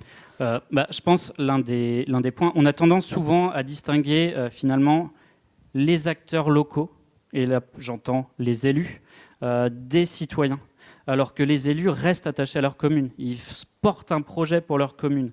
Ils portent un projet aussi de résilience, d'adaptation. Ils ne restent pas, on va dire, ils ont cette volonté aussi de protéger leur territoire. Et ça, c'est vrai sur tous les territoires littoraux. Il y a vraiment cette volonté aujourd'hui de faire quelque chose par rapport à ce qu'on nous décrit comme étant inévitable. Et plutôt que d'imaginer les citoyens comme, on va dire, des ressources qu'on va interroger ponctuellement, il y a sans doute des formats aujourd'hui à imaginer qui permettent aux citoyens d'avoir une place sans doute plus importante et d'utiliser en fait ces émotions qui sont très présentes. Et on le voit, dès qu'on laisse la porte ouverte, derrière des attitudes de déni, derrière des attitudes d'un peu de négociation avec la réalité, on voit tout de suite que ce qui se cache derrière, en fait, c'est un sentiment d'impuissance et de vulnérabilité. Et que donner la place aux citoyens aussi, c'est leur permettre de transformer ces émotions négatives en quelque chose d'autre. Et quelque chose qui peut être utile à la puissance publique. La puissance publique, elle ne peut pas être partout, tout le temps. Concrètement, il y a aussi des enjeux de moyens, il y a aussi des enjeux tout simplement de personnes. La puissance publique, elle est limitée, forcément. Elle n'est pas partout, elle n'a pas les yeux et elle n'a pas des moyens infinis. Et de plus en plus, avec des risques qui se multiplient, eh bien, on a aussi besoin, sans doute, de trouver justement dans cet élan citoyen et ces solidarités qui s'installent. On l'a vu avec le Covid, on l'a vu aussi avec les incendies cet été. Il n'y a pas que du négatif, il y a aussi beaucoup de solidarité qui émerge face à des risques. Et donc, capitaliser là-dessus. Si on trouve des façons de le faire qui soient bénéfiques pour la fonction politique locale, ça peut permettre d'en renforcer, je pense, on va dire, en fait, sa capacité à agir lorsque un jour un événement se produit. Plus globalement, après je reviendrai sur un exemple ici, mais plus globalement, on parle aussi beaucoup d'éco-anxiété. Il y a une étude récente qui a été faite sur plusieurs pays européens et qui montre par exemple qu'il y a près de la moitié, il y a 45% de mémoire des jeunes qui souffrent d'éco-anxiété. Et donc avec, pareil, soit un sentiment d'impuissance, soit au contraire une radicalité dans les actions. Alors, comment on réagit par rapport à ça? Par rapport à l'éco-anxiété, juste une parenthèse, on parle beaucoup d'éco-anxiété aujourd'hui, on parle beaucoup des jeunes face à cette éco-anxiété. Faut bien comprendre qu'on a tendance à confondre deux choses ici. Les jeunes, c'est vrai, ils sont éco-anxieux, mais pourquoi ? Quand on est jeune, on a à se projeter dans un avenir qui est encore incertain. Il y a des possibles qui sont là, qui sont ouverts. On doit se projeter dans un futur qui, aujourd'hui, est objectivement effrayant. Donc que ce soit dans les études, que ce soit dans la vie professionnelle, que ce soit dans la vie personnelle, se projeter aujourd'hui, c'est un défi. Quand on est jeune et qu'on est sans cesse, on va dire, confronté à ces questions de changement climatique, à ces questions de risque systémique. Les jeunes, il ne faut pas l'oublier, finalement, en peu de temps dans leur vie, ils ont quand même connu la seule pandémie que nous, on a connue dans notre vie. Et on l'a connue à un moment où on était bien installé, où on avait nos certitudes, on avait, on va dire, un certain réseau de soutien, on avait certaines capacités à rebondir. Les jeunes, aujourd'hui, ils doivent se construire avec ça. Donc, effectivement, il y a de l'éco-anxiété chez les jeunes. Mais j'ai envie de dire, l'éco-anxiété, elle est sans doute présente chez chacun d'entre nous. On n'est pas tous... on n'a pas tous moins de 25 ans ici, on n'est pas tous, on va dire, en études. Et je pense pourtant qu'on a tous un certain sentiment de vulnérabilité face au changement climatique. C'est sans doute qu'on a plus de certitude et plus de, on va dire, d'appui et plus de capacité à rebondir. Et c'est sans doute ce qui explique le fait que finalement ces jeunes soient plus sensibles, plus mobilisés aussi, et qu'effectivement, face à quelque chose qu'on leur décrit comme étant effrayant, ils sont en capacité de se mobiliser. Après, ce qu'on peut en faire, je vais peut-être réatterrir quand même pour passer sur des choses un peu concrètes par rapport à ça. Pour réatterrir, du coup, c'est aussi pour ça que travailler avec les jeunes aujourd'hui, c'est un levier d'accompagnement au changement et on va dire d'imagination de nos territoires qui est extrêmement puissant parce qu'ils s'intéressent au sujet, parce qu'ils sont dans cette phase de projection sur le territoire, parce qu'ils sont dans une phase aussi où ils sont en études et donc ils ont cette compétence à agréger des informations, à s'ouvrir peut-être à ces aspects scientifiques et à, on va dire, mettre ça en commun avec leurs valeurs. Les valeurs sont très puissantes chez les jeunes et on se positionne souvent professionnellement en accord avec ces valeurs, par exemple. Donc, bien un intérêt à travailler avec eux, ils sont disponibles, ils sont volontaires et puis c'est une entrée, on va dire, vers tous ces foyers qu'on voit assez peu souvent sur des événements, quand on crée des événements de sensibilisation, parce qu'aussi il y a la question du temps. Et tout le monde n'a pas le temps nécessaire pour s'informer sur ces sujets. Donc entrer par justement les jeunes dans les foyers, porter des messages, porter des actions, porter des projets, ou faire remonter cette information, parce que accéder à ce que pense un foyer, on va dire, de l'évolution de son littoral, ça peut être compliqué, mais par contre, le jeune, enfin que ce soit qu'il soit très jeune ou qu'il soit au lycée, il sait, on va dire, il a cette sensibilité, il sait très bien ce que vont penser ses parents, ce qu'ils font, de leurs loisirs, et ils sont du coup, on va dire, relais entre ces personnes qu'on a du mal à capter et en même temps, on va dire, une projection future. Donc c'est vraiment un levier qui je pense est intéressant et qu'on fait bien aujourd'hui on va dire, d'utiliser. Oui, c'est vrai que Claude Olive en a donné un exemple. Oui, c'est ça. Que ce soit dans des ateliers. Alors, toujours dans cette idée de sensibiliser le grand public, il y a quelques mois, ici à Bidart, il y a une espèce de simulation d'effondrement de la falaise qui a été réalisée. Donc, une simulation grandeur nature avec les pompiers, avec les secouristes, avec la police, la mairie évidemment. Donc, l'adjoint-maire de Bidart est là. Il pourrait en parler bien mieux que moi. Je crois que c'était une première au niveau national d'ailleurs. Donc, ce type d'exercice est évidemment très important pour une collectivité et puis pour tous les acteurs qui sont amenés à agir sur ce type d'accident qui risque de se produire très probablement. La question, c'est au niveau de la population, est-ce que c'est utile? Est-ce que c'est anxiogène? Ou au contraire, il faut mettre les pieds dans le plat et puis montrer concrètement ce qui peut arriver et mobiliser tout le monde? Par rapport aux exercices de simulation, on peut imaginer deux scénarios. On ne fait pas d'exercice de simulation, quelque chose se produit. Et on le voit avec des risques tels que les crues rapides, et qui sont, sur lesquels finalement on n'a pas de réflexe, on a peu de connaissances en tant que citoyen.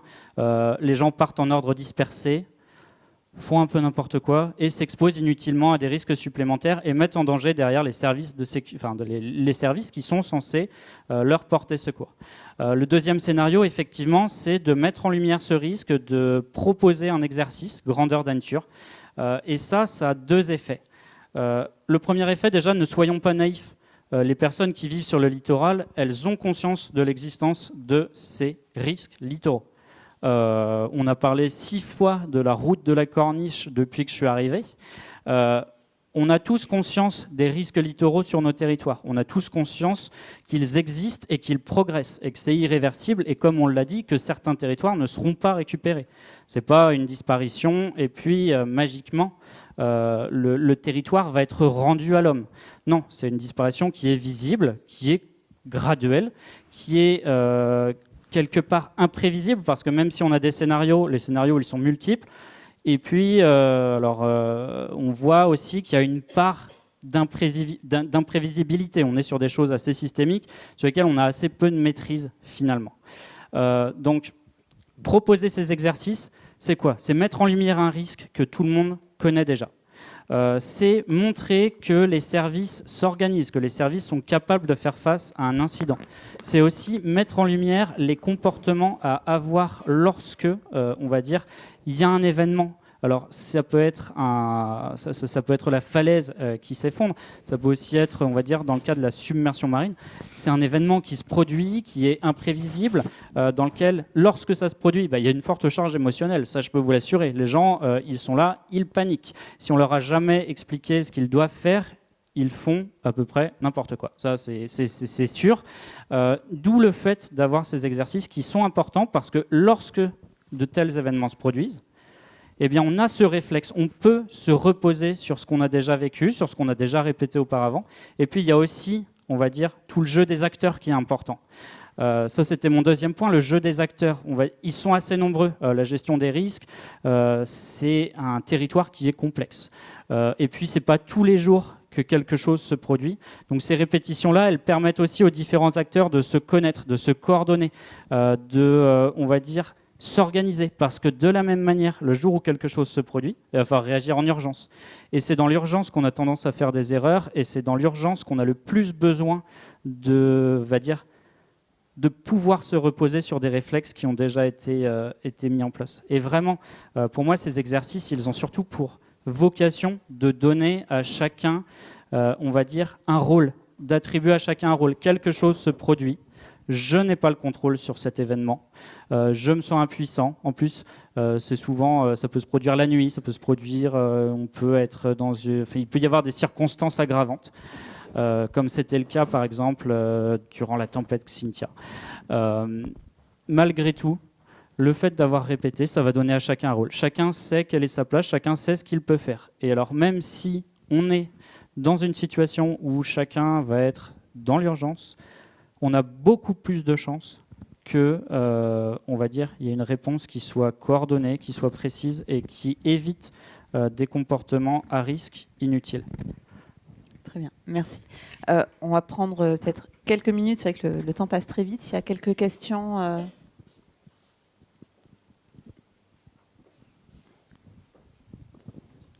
Pardon. Oui. Juste donner peut-être quelques chiffres là, puisque j'ai été cité 2 fois avec la double casquette d'adjoint au maire de Bidart. Alors vous disiez que c'était un exercice, fictif. Oui, sauf que depuis, la falaise, elle est tombée. Donc la fiction est devenue réalité, comme souvent dans les séries télévisées, vous savez. On l'a dit tout à l'heure. Voilà, donc nous on est habitués à ça, parce que ça tombe toute l'année, tout le temps. C'est juste un miracle renouvelé qu'on n'ait personne sous les éboulis à chaque fois. Il y a une interdiction municipale de circuler à moins de 30 mètres des falaises qui n'est jamais respectée. Il y a des panneaux partout et il y a des gens qui mettent leurs serviettes sous les aplombs de rochers. Nicolas qui a fait la promenade régulièrement pour le BRGM, il a vu tout ça, c'est assez effrayant. Et quand on dit aux gens, évidemment, mais ça ne va pas m'arriver, c'est pour les autres. Donc c'est très compliqué à gérer. Heureusement qu'on a un docteur en psychologie. Il nous en faudrait peut-être une petite centaine sur le littoral pour discuter avec nos administrés, parce que c'est vrai que c'est très compliqué, parce que le risque, c'est toujours pour les autres, et ça ne va jamais arriver sur nous. Donc la réalité, c'est que ça nous arrive, oui. Donc juste par rapport à ça, c'est que je rejoins ce qui a été dit. Évidemment, c'est très important de mettre en place des procédures, parce que le jour où ça arrive, c'est la panique, évidemment. Les enjeux sont tellement importants, il faut absolument se coordonner. Donc ces exercices, c'était un premier exercice transfrontalier. On l'a fait ça avec nos voisins et amis espagnols. Et il y a eu une restitution à Grenade il n'y a pas plus d'une semaine. Et donc c'était important de s'améliorer à ce niveau-là. Donc, j'allais dire, c'est presque un travail européen, quoi, hein, mais je pense que les falaises, ça concerne tous nos littoraux. Et c'est bien de s'engager dans ces démarches-là parce que, ben, vous l'avez tous dit, et il faut peut-être le répéter ici pour ceux qui ne sont pas encore tout à fait convaincus, on ne va pas gagner contre la nature. Il faut se sortir ça de la tête. La nature sera toujours plus forte que nous et la nature nous a indiqué, les mesures des scientifiques le disent, qu'elle gagne sur nos côtes et que l'érosion est un phénomène inéluctable. Donc on peut toujours s'imaginer qu'on va construire à coût de dizaines de millions, qu'on va inventer je ne sais pas où le mur de l'Atlantique, mais ça c'était pendant la Deuxième Guerre mondiale. C'est fini. Maintenant on n'a plus ni cet argent, ni ce choix, qui serait un choix totalement délirant par rapport à notre paysage et nos territoires. Donc qu'est-ce qu'il nous reste ? Il nous reste essayer d'imaginer avec les habitants, là je rejoins ce qui a été dit, hein, il faut absolument discuter, nous on l'a fait, on s'est livré à cet exercice très agréable de réunir une trentaine de personnes pour leur annoncer que leur maison en 2043 elle était en bas de la falaise. Ça fait toujours plaisir de tenir des réunions publiques de ce style et pour leur annoncer qu'il n'y aurait rien qui serait fait, puisqu'on ne va pas mettre des millions d'argent public pour défendre des propriétés privées. L'échelle qu'on a donnée, c'est effectivement, je reprends l'expression de Nicolas Castet, c'est epsilon par rapport à la population du Pays Basque. On est 300 000 ici en Pays Basque, 330 000 à peu près avec le SCOT.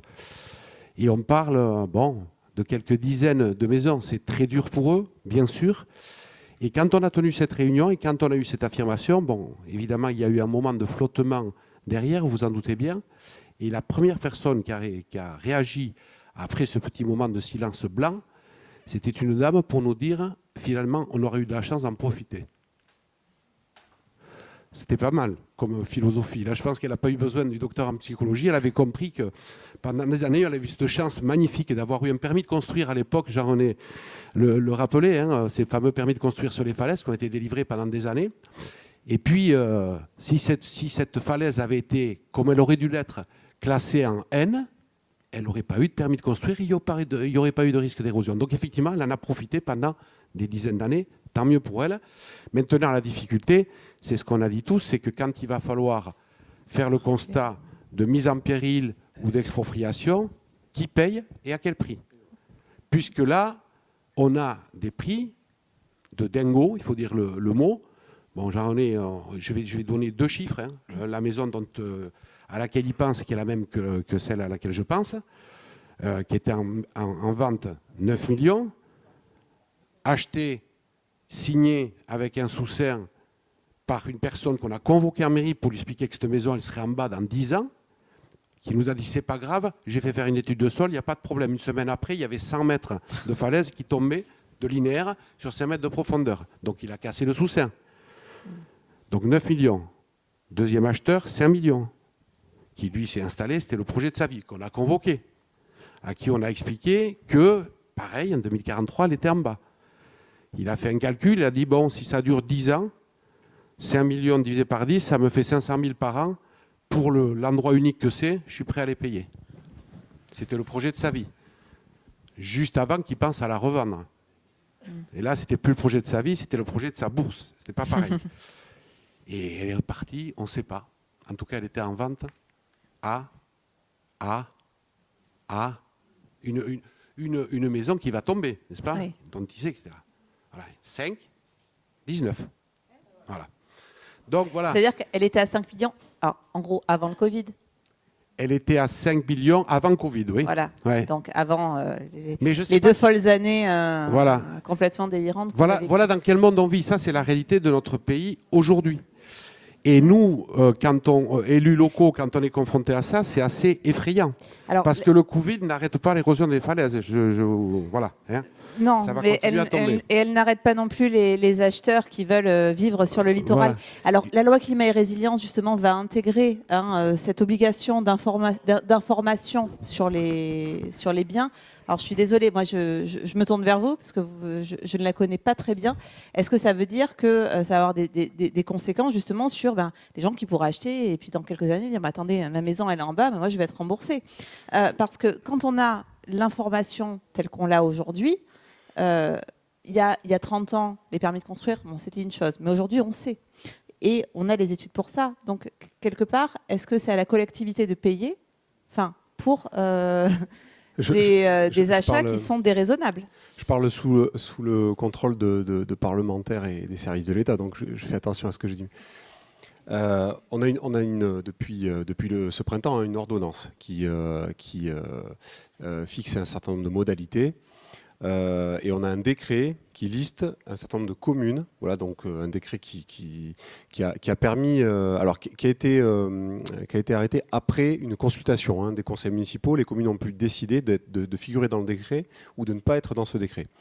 Quand la commune est sur ce décret et donc est listée, la commune a pour obligation désormais de mener ses études, j'en parlais tout à l'heure, pour définir l'aléa érosion à 30 ans et à 100 ans. Et il y a deux possibilités. Soit la commune dispose déjà d'un plan de prévention des risques. Dans ce cas-là, il y a déjà des cartes qui prévoient que c'est inconstructible, que les secteurs dont on parle sont inconstructibles. Soit il n'y a pas de plan de prévention des risques. Et dans ce cas-là, les communes sont obligées, sous 4 ans dans leur PLU, de mettre ces bandes d'aléas 30 ans, 100 ans. Alors je vais un tout petit peu plus loin. Les maisons qui sont dans la bande 0-30 ans, à partir d'un certain point zéro début d'un processus, perdent sur les 30 ans un 30e de valeur tous les ans.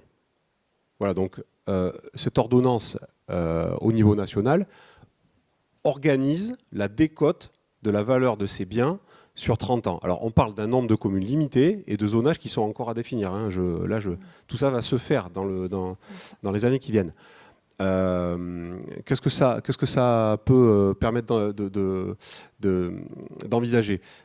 Ces maisons-là, elles peuvent être du coup préemptées à moindre prix par la puissance publique. Plus on se rapproche de l'échéance, plus voilà. Et puis ensuite, quand l'événement intervient, c'est là qu'on est sur une obligation de démolition. Voilà. Donc c'est ce genre de dispositions qui figurent dans la loi climat et résilience et dans les ordonnances qui en découlent ou dans les décrets qui en découlent et qui sont à regarder de très près et qu'on est en train d'étudier en ce moment même, parce je pense qu'on ne mesure pas encore l'ensemble des conséquences que ça peut avoir pour la collectivité. Juste une remarque sur ces valeurs, excusez-moi, parce que c'est très bien de l'écrire comme ça, mais ça n'a aucun sens. Ça n'a aucun sens. Pourquoi ? Parce que qui va fixer la valeur du bien ? Vous avez entendu l'exemple que je vous ai cité ? Cette maison, finalement, qui va tomber, est-ce qu'elle vaut 5, 9 ou 19 ? C'est quoi sa vraie valeur ? C'est quoi sa vraie valeur ? Qui va le dire ? Comment ça va être évalué ? Voilà. Donc si c'est la valeur marché, c'est du délire, évidemment, puisqu'on voit qu'il y a des fous qui sont prêts à acheter des maisons qui tombent 3 fois le prix que le précédent l'avait, ou 4 fois. Donc, ce n'est pas comme ça qu'il faut fonctionner. Il faut arriver à avoir, pour moi, une valeur qui est liée au risque. C'est-à-dire que plus le risque est élevé, moins la valeur est forte. Et il ne faut pas attendre 30 ans. Quand on a des stratégies de trait de côte qui se projettent à 2043, celles qui sont en bas en 2043, excusez-moi, elles ne valent plus rien. Parce que qui va payer ? Jean-René l'a dit. Imaginons une commune. Allez, on va dire, la valeur de bien était 5 millions. OK. Allez, on va la diviser par 2 parce qu'il y a un gros risque et tout ça. OK, c'est quand même 2,5 millions. Ah non, mais 2,5 millions à l'échelle de votre budget, non, mais 2,5 millions pour ne rien faire. C'est-à-dire que c'est 2,7 millions qu'on jette à la mer puisque la maison va tomber. Donc, les impôts des administrés vont servir à acheter un bien qui va être en bas de la falaise. Comment vous allez leur expliquer ça ? C'est pas possible. Il faut qu'on change de logiciel. Les biens qui sont risqués, qui sont menacés, ont perdu leur valeur. Alors, je ne suis pas entré dans le détail de l'explication, il faudrait sortir les schémas, mais pour être vraiment tout à fait précis, dans la bande d'aléa 0-30 ans, j'ai fait un raccourci, mais dans la bande d'aléa 0-30 ans, ce qui est prévu par le dispositif, c'est qu'on prenne la distance au littoral et la durée de vie restante.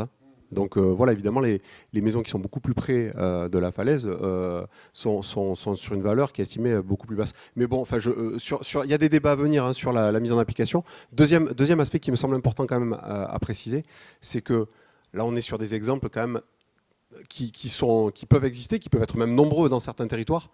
Il ne faut pas non plus négliger le fait que dans certains territoires, dans certaines régions côtières, on a aussi des populations qui ne sont pas du tout sur le même type de niveau de vie.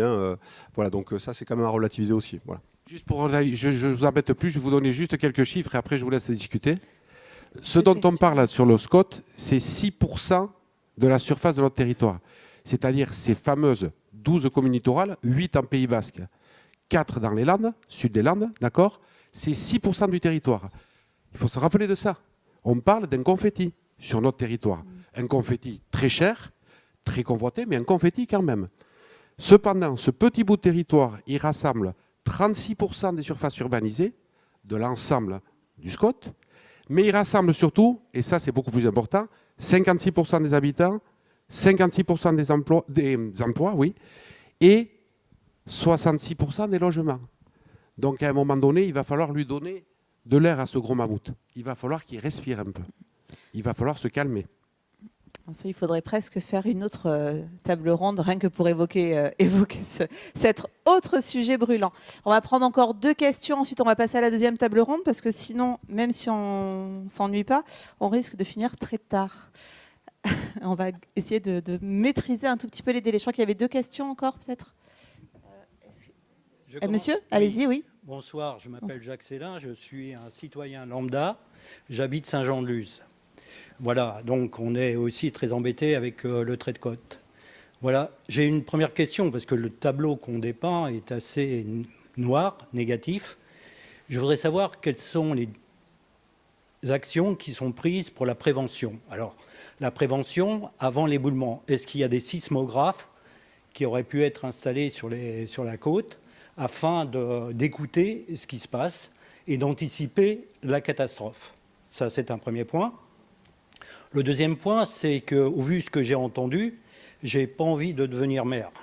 Les responsabilités, et donc, vous n'aurez pas de compétition sur le sujet, parce que, en fait, ce qu'on voit, pour être synthétique, c'est un désengagement de l'État. Un désengagement de l'État, c'est basé sur le monde qu'on vit, c'est le monde libéral. Le libéralisme, c'est le désengagement de l'État. Par contre, je voudrais rappeler que la raison d'être de l'État, c'est la protection du peuple. Sinon, il n'a pas lieu d'exister. Donc, je pense qu'aujourd'hui, on va être confronté à des problèmes quand même qui vont être très importants. Et une autre question que je voudrais poser, pourquoi ces gens qui achètent des maisons sur des terrains qui sont peu stables, est-ce que d'ores et déjà, ils n'essayent pas, à leur niveau, de s'associer pour pallier, je dirais, sur le plan financier, au manque de travaux que la commune ou la communauté d'agglomération ne peut pas faire? C'est à eux aussi, peut-être, de défendre leurs biens contre les aléas du sol. Alors, peut-être pour la première partie sur... Pour la première partie sur les sismographes, la prévention des éboulements. Alors, on collabore très étroitement avec les géologues du BRGM, avec des géologues aussi d'autres établissements publics comme le CEREMA pour disposer des données scientifiques les plus précises possibles. Après, tout ne peut pas être instrumenté, tout ne peut pas être suivi, supervisé systématiquement, mais je vais parler une 7e fois de la route de la Corniche. Les études globales permettent d'identifier les secteurs les plus fragiles, et les secteurs les plus fragiles, globalement, sont suivis de près, sont instrumentés dans le cadre des dispositifs dont on parlait. Les stratégies, notamment de gestion de la bande côtière, prévoient des axes de prévention, et donc il y a des actions de suivi qui sont réalisées sur les points les plus sensibles, avec un niveau de détail plus fin là où c'est encore plus sensible et plus instable. Donc ça, voilà, c'est pas mon domaine précisément, ça peut être précisé justement par les services de l'État, le BRGM, mais il y a quand même un vrai suivi qui est fait dans un objectif de sécurisation, très clair, sous la houlette des préfets. Ça, c'est un premier point. Sur votre remarque sur le rôle de l'élu et votre souhait de vous investir ou pas en politique, je pense que ça ne plaît pas de réponse. Peut-être Jean-Rodette Garay pour la partie. Est-ce qu'on peut imaginer finalement des espèces de Benoît Barterotte basque, quoi. Je parle de ce célèbre habitant du Cap Ferré qui ne fait que qu'enrocher la pointe pour éviter l'érosion de la pointe du Cap Ferret. Mais bon, et c'est son action d'ailleurs est très contestée. Alors, sur le Pays Basque. On a vécu une grande période qui est en train de s'achever, qui était une période où on considérait que l'action de la mer, alors c'est l'ancien avocat que je suis qui vous le dit, l'action de la mer était irrésistible et que donc dès l'instant où il y avait l'action de l'homme, donc des digues, etc., qui étaient vérifiées, à ce moment-là, c'est le constructeur de la digue, le maître d'ouvrage de telle ou telle opération qui peut être considéré comme responsable de cette situation. Tout le monde connaît ici la villa Belsa à Biarritz, qui est construite sur la roche. Et à l'époque où j'étais en activité, eh bien, la théorie juridique ne permettait pas aux personnes qui avaient la folie d'acheter à des prix de l'ordre de ce que tu as indiqué, Marco, à l'époque, il y a 20 ou 25 ans, mais ils prenaient l'entière responsabilité. Les choses étaient claires.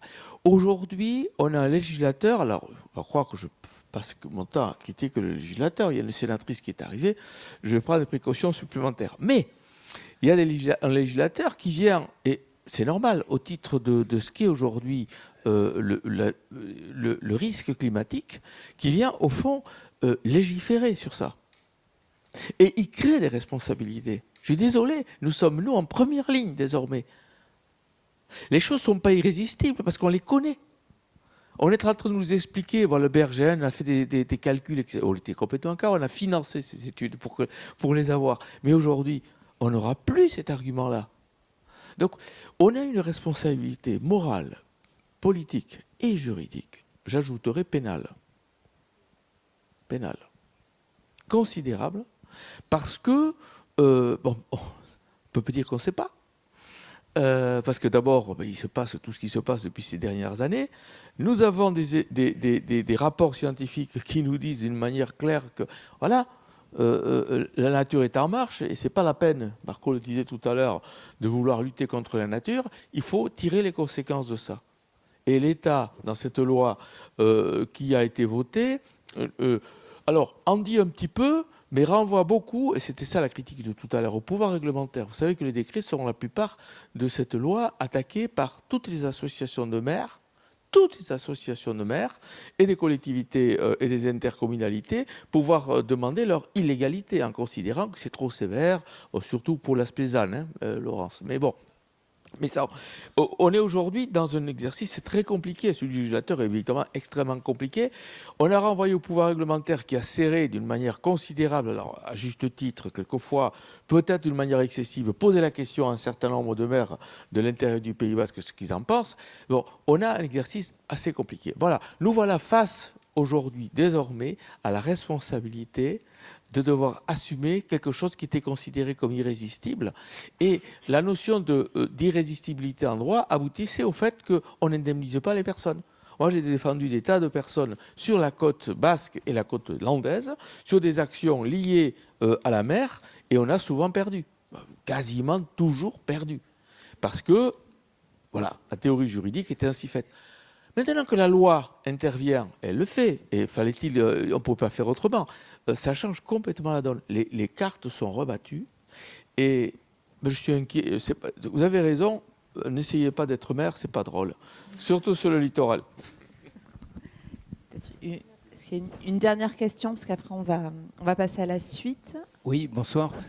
Alors moi je suis un Lusien au cœur de Saint-Jean-de-Luz, sur la place Louis XIV, et je voulais revenir sur justement ce problème de la patate chaude, parce que j'ai bien entendu et vos avis sont absolument passionnants et très bien, et vous nous les avez très bien expliqués. Alors c'est juste une remarque de citoyen lambda, parce que on a bien compris que les moyens sont pas là, que les responsabilités sont énormes. Mais quand même, en pratique, on peut se dire, vu du citoyen lambda, que le problème sera quand même certainement mieux analysé, mieux accompagné et mieux ressenti à l'échelle locale qu'à l'échelle nationale. C'est-à-dire que tout ce qu'il va falloir prendre en charge, je ne suis pas sûr que si l'État se l'était gardé pour lui, il aurait fait beaucoup mieux. Donc, on comprend, mais quand même, je pense que la solution, elle passe par l'échelon local. Je partage justement, je vais expliciter ce que j'ai dit tout à l'heure, notamment sur l'affaire du zéro artificialisation nette. En fait, le législateur, à travers la loi NOTRe, avait demandé aux régions de travailler à la sobriété foncière, notamment. Donc on s'est emparé de ce sujet-là. Chaque région en fonction de son identité. Ce que je disais, on a fait des diagnostics, on a des rapports, on a une situation différente. Nous, on a 12 départements qui sont quand même très, très spécifiques. Le premier sujet du diagnostic en Nouvelle-Aquitaine, c'est une nécessité de rééquilibrage territorial, parce que le maire de Bidart l'a dit tout à l'heure, hein, on a voilà, une région qui est assez peu équilibrée en termes d'attractivité, de démographie et d'accueil de nouveaux habitants. Donc ça pose des sujets complexes. Donc justement, la loi NOTRe, elle était bien faite parce qu'elle laissait la main aux régions de décider en fonction de leur identité, des particularités locales et de la concertation locale. Sur la question de la sobriété foncière qu'on a portée à l'échelle de la région, et on a déjà eu des débats, et les mentalités ont beaucoup évolué. C'est bien d'avoir demandé aux régions de s'engager sur la sobriété foncière et d'essayer de faire partager ça à l'échelle régionale et ensuite locale. Parce que sinon, on était au fil de l'eau. En Nouvelle-Aquitaine, on a 8% de la région qui est artificialisée. C'est pas énorme. On est loin d'être la région la plus artificialisée. On a de très beaux espaces naturels, agricoles, forestiers. Mais on était sur le rythme d'artificialisation le plus élevé parmi toutes les régions françaises. C'est-à-dire que tous les 10 ans, en gros, on consommait l'équivalent du bassin d'Arcachon à marée haute en termes de consommation foncière. Donc l'idée, c'était de dire, on s'engage dans la sobriété foncière. Donc c'est ce qu'on a fait, on a beaucoup travaillé, et on a décidé, dans le SRADET, de diviser par 2 le rythme de la consommation foncière à l'échelle 2030, et d'engager les collectivités, à travers leurs plans locaux d'urbanisme, à s'engager dans cet effort-là. Et ça, on ne le renie pas. Et c'était très bien de nous laisser la main. Mais on avait la liberté de savoir d'où on partait. Il y a des régions qui ont des grandes friches industrielles, donc qui ont des choses à récupérer, du bâti existant. Enfin, on n'a pas les mêmes particularités. Ce que la loi climat et résilience est venue demander sur la sobriété foncière, c'est de faire des choses qu'on n'avait pas faites parce qu'on ne savait pas forcément faire. Et du coup, les décrets d'application, comme Jean-René l'a dit, ils sont contestés parce que, par exemple, un des décrets contestés, c'est un décret qui a décidé, ce que la loi n'écrivait pas, qu'il fallait impérativement que le sujet de la sobriété foncière et de ces 50% devait être écrit et porté dans la partie la plus prescriptive du SRADET, c'est-à-dire les règles générales, obligeant les collectivités à être compatibles avec cette mesure-là. Et donc, ça laisse plus la liberté aux régions, justement, de localement décliner comme elles l'entendent, en fonction de leur identité et des trajectoires des collectivités, de décliner ça. Et puis, ça nous demande de territorialiser. Territorialiser le chiffre de 50%, ça veut dire qu'on ne va pas pouvoir donner la même... En fait, ça organise les droits à consommer. Voilà. Et c'est pour ça que la séquence, elle n'est pas très favorable. Moi, je suis une grande et supportrice des sujets de sobriété foncière, parce que c'est indispensable d'arrêter l'aménagement du territoire tel qu'il était fait au fil de l'eau, en consommant nos espaces sans y faire attention. Il est essentiel de préserver nos forêts, nos terres agricoles, tout ce qui est... voilà. Mais il existe la séquence ERC, éviter, réduire, compenser. Appliquer la séquence ERC dans nos projets d'aménagement, c'est-à-dire se dire, est-ce qu'on ne peut pas éviter de consommer de l'espace ? Si on ne peut pas éviter, est-ce qu'on peut réduire notre projet d'aménagement, travailler autrement les formes urbaines, travailler autrement les choses, faire la double utilisation du foncier, toutes ces techniques locales qu'on peut savoir faire et qu'on peut développer, et puis compenser en dernier recours, ça suffisait, en donnant une échéance 2030. Nous demander de territorialiser, je suis dans une situation actuellement en Nouvelle-Aquitaine, après 1 an de travail sur ce dossier, où les territoires s'opposent entre eux. Les territoires ruraux me disent, moi, j'ai pas consommé, j'ai rien fait, j'ai pas développé, vous allez me faire 50% de zéro. Enfin, c'est pas possible. Le zéro artificialisation nette, comment je le fais ? J'ai rien à renaturer, c'est pas juste. La métropole de Bordeaux, qui elle a consommé de l'espace, elle va pouvoir renaturer des quartiers, des secteurs, des machins. Donc, elle va bénéficier du zéro artificialisation nette, parce que ce qui compte, c'est le net. Donc on va pouvoir consommer. Et si on renature, être à zéro. Que font les territoires ? Les territoires littoraux, ils me disent, mais enfin, il faut relocaliser. Comment vous faites pour m'empêcher de faire de la consommation foncière, alors que vous-même, à côté de ça, vous me dites qu'il faut relocaliser des activités. Donc, quelque part en extension, où on n'arrive pas à retrouver on n'arrive pas à loger nos jeunes ici. Comment on fait ? Et la métropole m'explique, j'ai je ne sais pas combien de communes carencées SRU, Donc il faut que je crée du logement social. Je suis convoquée par la préfète pour créer du logement social, mais je vais diminuer par 2 mes 100 mètres carrés de consommation foncière par habitant supplémentaire. Bon, bref, voilà la raison pour laquelle il aurait été mieux d'en rester à l'esprit de la loi, qui était déjà ancré finalement dans les SRADET, c'est-à-dire travailler à cette sobriété foncière, donner le temps aux documents de planification de s'y mettre et laisser le temps à l'intelligence territoriale locale de faire les choses comme il faut, parce que je pense que tout le monde a compris qu'on ne pouvait pas rester sur les mêmes scénarios. Bon, voilà, donc c'est en ça que malheureusement, et ces décrets d'application, oui, ils sont contestés parce qu'ils ne sont pas faciles. Et pour ça que je dis, on essaie vraiment de travailler ce sujet de sobriété foncière parce qu'on en est convaincu, mais à ce stade, il est très compliqué et il arrive à opposer des territoires là où, au contraire, nous, on voulait faire région. Alors, je voudrais juste... j'ai bien compris. C'est très compliqué, et effectivement. Bon, ce n'est pas forcément accessible au commun des mortels comme moi, mais malheureusement, c'est compliqué, mais il faut le faire.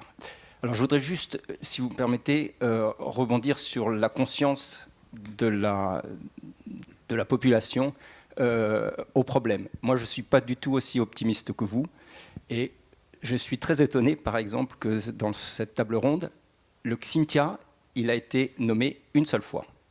Une seule fois. Xynthia, c'était il n'y a pas longtemps, c'était en 2010. J'étais Rochelet à l'époque, donc je sais très bien ce que c'est. Et ça, je pense que la plupart des gens l'ont oublié. Je suis lusien, j'ai d'une vieille famille lusienne qui est là depuis quelques siècles. Et Saint-Jean-de-Luz a failli disparaître tout au long du XVIIIe, emporté par la mer jusqu'à ce qu'on construise l'éthique sous Napoléon III. Ça aussi, personne ne s'en souvient. Donc, je pense que la conscience, c'est quelque chose qu'il faut absolument travailler. Et l'explication, et l'information et l'anticipation, et le plan sur l'effondrement de la falaise fait partie de ce genre de choses.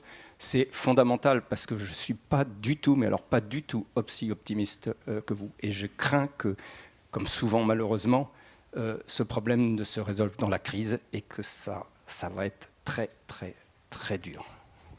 Un petit mot, Colin, et après on passera vraiment à la deuxième partie parce qu'on prend beaucoup de retard. Peut-être par rapport à ça, alors je ne suis pas du tout optimiste dans le sens où j'ai bien conscience, et c'est ce que disent les chiffres et c'est ce que disent les différentes études, que déjà par rapport à cette évolution de la conscience environnementale, elle est lente. Comme je l'ai dit, elle se fait par la connaissance. La connaissance, ça ne se traduit pas forcément en actes. Et on voit qu'il y a aussi un problème quand on passe du global au local. Il y a des choses qu'on imagine très bien. Au niveau national, il faut réduire la part du charbon dans le mix énergétique. Il faut protéger nos littoraux ou relocaliser certains enjeux. Ça, c'est des choses qu'on est très bien capable d'imaginer au niveau national. Quand on passe sur du local, c'est beaucoup moins vrai. C'est beaucoup moins vrai parce que c'est beaucoup plus difficile de le traduire dans son propre mode de vie, avec ses propres intérêts, que, comme on l'a dit tout à l'heure sur le prix de l'immobilier, par exemple, vivre sur le littoral, c'est aussi généralement un projet de vie. Parfois, c'est aussi des familles qui sont implantées là depuis très longtemps, comme ça peut être votre cas. Il y a des questions de mémoire aussi des territoires, il y a des questions de patrimoine, il y a des questions d'histoire de nos littoraux, parce que c'est des littoraux qui sont urbanisés depuis très longtemps et qui ont aussi un vécu et sur lesquels, justement, on retrouve des activités économiques qui sont parfois implantées depuis très longtemps. Je pense à la pêche, par exemple. Je pense à tout un tas d'activités économiques aujourd'hui. Il y a toutes ces problématiques-là qui sont effectivement difficiles à traduire. Et c'est aussi pour ça qu'il existe d'autres formes de faire. Et c'est aussi là que la puissance politique, elle vient. C'est pour justement mettre en action des personnes qui ne peuvent pas, on va dire, faire ce sacrifice de leur mode de vie actuel, de transformation de l'espace public. Si on repense les formes dans la ville, par exemple, l'urbanisme, ça signifie forcément qu'il y aura des gagnants et des perdants. Si on abandonne des territoires, ça veut dire qu'il y a beaucoup de perdants. Ça, c'est des choses qui relèvent de l'acceptabilité sociale. C'est des choses qui font émerger des conflits entre habitants, entre territoires, entre élus parfois, parce qu'on n'a pas tous la même vision et c'est très difficile de se mettre d'accord. Et donc, tous ces, on va dire, aujourd'hui, on est confronté à une urgence et on fait avec cette urgence et on essaye de faire au mieux. Et il y a d'une part des citoyens qui se mettent en action, et ça se traduit aussi du côté de on va dire, ça se traduit surtout d'ailleurs chez les élus locaux qui sont en contact avec leur territoire, qui les connaissent très bien, qui connaissent très bien leurs administrés, qui sont parfois davantage capables de prendre du recul et de se projeter, parce qu'ils ont aussi cette responsabilité, ils sont en première ligne, donc ils ont le mauvais rôle, ils sont dans l'obligation de s'y projeter, et c'est aussi pour ça qu'il existe tout un tas de mesures et de réunions avec des personnes pour leur dire que leur maison va tomber en 2043. Parce qu'il y a aussi ce rôle-là qui est porté par l'élu, de pouvoir dire des choses qui sont, on va dire, qui ne font pas plaisir, et d'incarner cette puissance quand la conscience, elle ne s'installe pas, quand les modes de vie ne changent pas par eux-mêmes. Donc je dirais qu'il y a plusieurs mouvements sur des temporalités différentes aujourd'hui. Et que face à l'urgence, on va essayer de compter sur un peu tous ces mouvements en place dans la société. On n'a pas vraiment le choix. On n'a pas choisi d'être ici face au changement climatique. On ne sait pas trop comment on va s'en sortir et comment on va faire. Mais on va essayer de faire avec l'existant et toute la complexité du social aujourd'hui. Donc ça, c'est des défis et pour l'instant, on est en plein dedans. On fera un bilan un peu plus tard. Merci. Je vous propose de passer à la deuxième partie, s'il vous plaît. Donc, et merci.